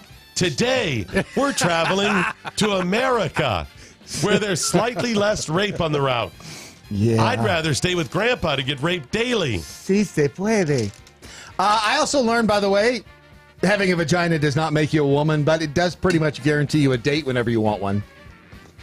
Yeah, that's right. You see? There are advantages to having 50% of the money and all of the hoo-ha. That's right. Yeah, who's got it bad in the world? Yes. Vagina and American Express. Don't leave home without them. That's my thought. I learned that, you're getting old when you hear stories involving sex and maple syrup, and all you're thinking about is how are they going to get those stains out of the furniture? So much cleanup, so much work. I know. I miss the good old days. You used to be like, oh my gosh, and then tell me what? Oh, it sounds so hot. Now you're like, do you have do you have crushed velour? Or is that corduroy fabric on you? That doesn't come out of something. Oh, if you get it back there in the back of that, it's not ever. Listen, you're going to feel something sticky weeks from now, and it's going to be because of that maple syrup. Mm-hmm. Yeah, and then you're going to think, oh, that was such a hot afternoon. And what am I going to put on my pancakes tomorrow? Right. Boots. Fine. Boots, that's right. Yeah. Boobs. What? Boots. Oh, boots. Oh, you're back at Dora. The monkey-looking guy. Ah, sorry. I thought the monkey-looking guy. Wow, the monkey-looking guy's a monkey. His name is Backpack. Oh, the backpack's name is Boots. Jeez. Finally, I learned that if you bring up gun safeties, everybody is a damned expert. I Since know, you right? brought that up, everybody in the MeWe chat. No, it's this, it's that. It's a stupid. They're dumb. Look, it's a Kimber. And in North America, Springfield Armory does have one as well. I think it was a Springfield I tried. But I thought most of theirs did. I may have been misinformed. Mm-hmm. Yeah. Well, by the way, what's the map's name? With Dora the Explorer, what's the map's name? They're no longer listening to you. Does the map have a name? He's got to go and research. He's got to go. Shall we wait for him? Or? And by the way, nobody has answered the question today. Where in the world is Carmen Sandiego? Isn't it Santiago? Whatever. Yeah. Shall I? Are we waiting for him still? No, just go ahead. Oh. What are you waiting for him for? I'm waiting for you to ask me what the listeners learned today. Oh, what, if anything, the listeners learned today? Wow. Is he drunk? The map is maps. That's all. The map. Okay. Wow, good thing we waited for that. El Mapo? El Mappy? Becky over on Facebook wonders if that was Brian Sack that called in. Brian punking Doc. I don't think it was Brian Sack. Mm-hmm. No. Mm-hmm. No. Okay. I DM'd him, and it was fabulous, a couple weeks ago, and have not heard back from him because maybe it is Brian Sack. It could have been. I would think I would know his name, but I did DM him and say, Brian, I haven't talked to you in forever, but would you like to work for free on our platform? It wasn't exactly like that, but it was pretty much like that. And shockingly, he didn't get back to me. That's, by the way, I was going to say, that's why no one ever calls you back. Right, I know. And that's I'm like, the question. Hey, they know got is this coming. new platform. Would you like to work for free? Mm-hmm. And so maybe he was. He didn't get back to me, but he was waiting to spring that on me. So you see, never a dull moment. Interesting. You know what? Maybe tweet at Brian Sack and see if it was him. Yes, ask him. Sean, I am Corbin McIntyre over on Namiwi. Imagine the blueberry balls he must have had when he got caught. Thank you. I was waiting for someone to bring that up. I didn't want to have to. I'm going to say that's the comment to beat today. Mm-hmm. Central sort of jackhole. Learned I'm never looking at maple syrup the same way again. Neither is anyone else. And Jeff in Virginia. Is that Aunt Jemima or Mrs. Butterworth? Right. Either way, we're good. It's actually Mrs. Butterworth is stickier. Sticker. Jeff A. in VA learned government is the only area where perennial failure is a resume enhancement. Ah, yes. That is where Alexandria Ocasio-Cortez will shine. And over on the Twitter, TechRoo is, I'm afraid to check myself, but I'm certain Tar River Arms changed their URL because furries hijacked Tar River Arms. By the way, what's in Roo's pouch today? That's a good question. Doesn't say. Did you check? I did not check. He usually tells you. Well, I didn't. They didn't tell me today. TechRoo will also often put that out there. What's in his pouch today? Which usually when a man says, "Guess what's in my pouch today?" It's a little creepy, but not so much when it comes from a furry. Ironically, Doors, monkeys, boots. That's what he said. Okay, well, Kelly's just reinforcing that. What is she, Matt Locke, listening like 20 minutes later? Just giving you the business. Zocking around Christmas Sorry to tree. compare you with Matlock. How much will AOC have to pay for her Don't facial? finish that. We don't have time for it. We got to move on. Damn it. You'll have to go and read. We don't have time for it. We got to move on. I didn't get the new numbers on procrastination. I'll get to them tomorrow. What else do we have coming up? We don't have time for that. What's Matlock? We don't have time for that. Man, forget it. We're done. Remember, today's Daily Mojo is a service of Rod Phillips. Wow. 6 Semper Tyrannis. Good night, Steve Cannon. Wherever you are. Anyang, now you go home. How about you use a magnet to hold that up? Oh my gosh, we would have had time for it. We had 10, 8, 7. There you go, Jackal. Damn it, I missed it. That's on me today. I'm sorry.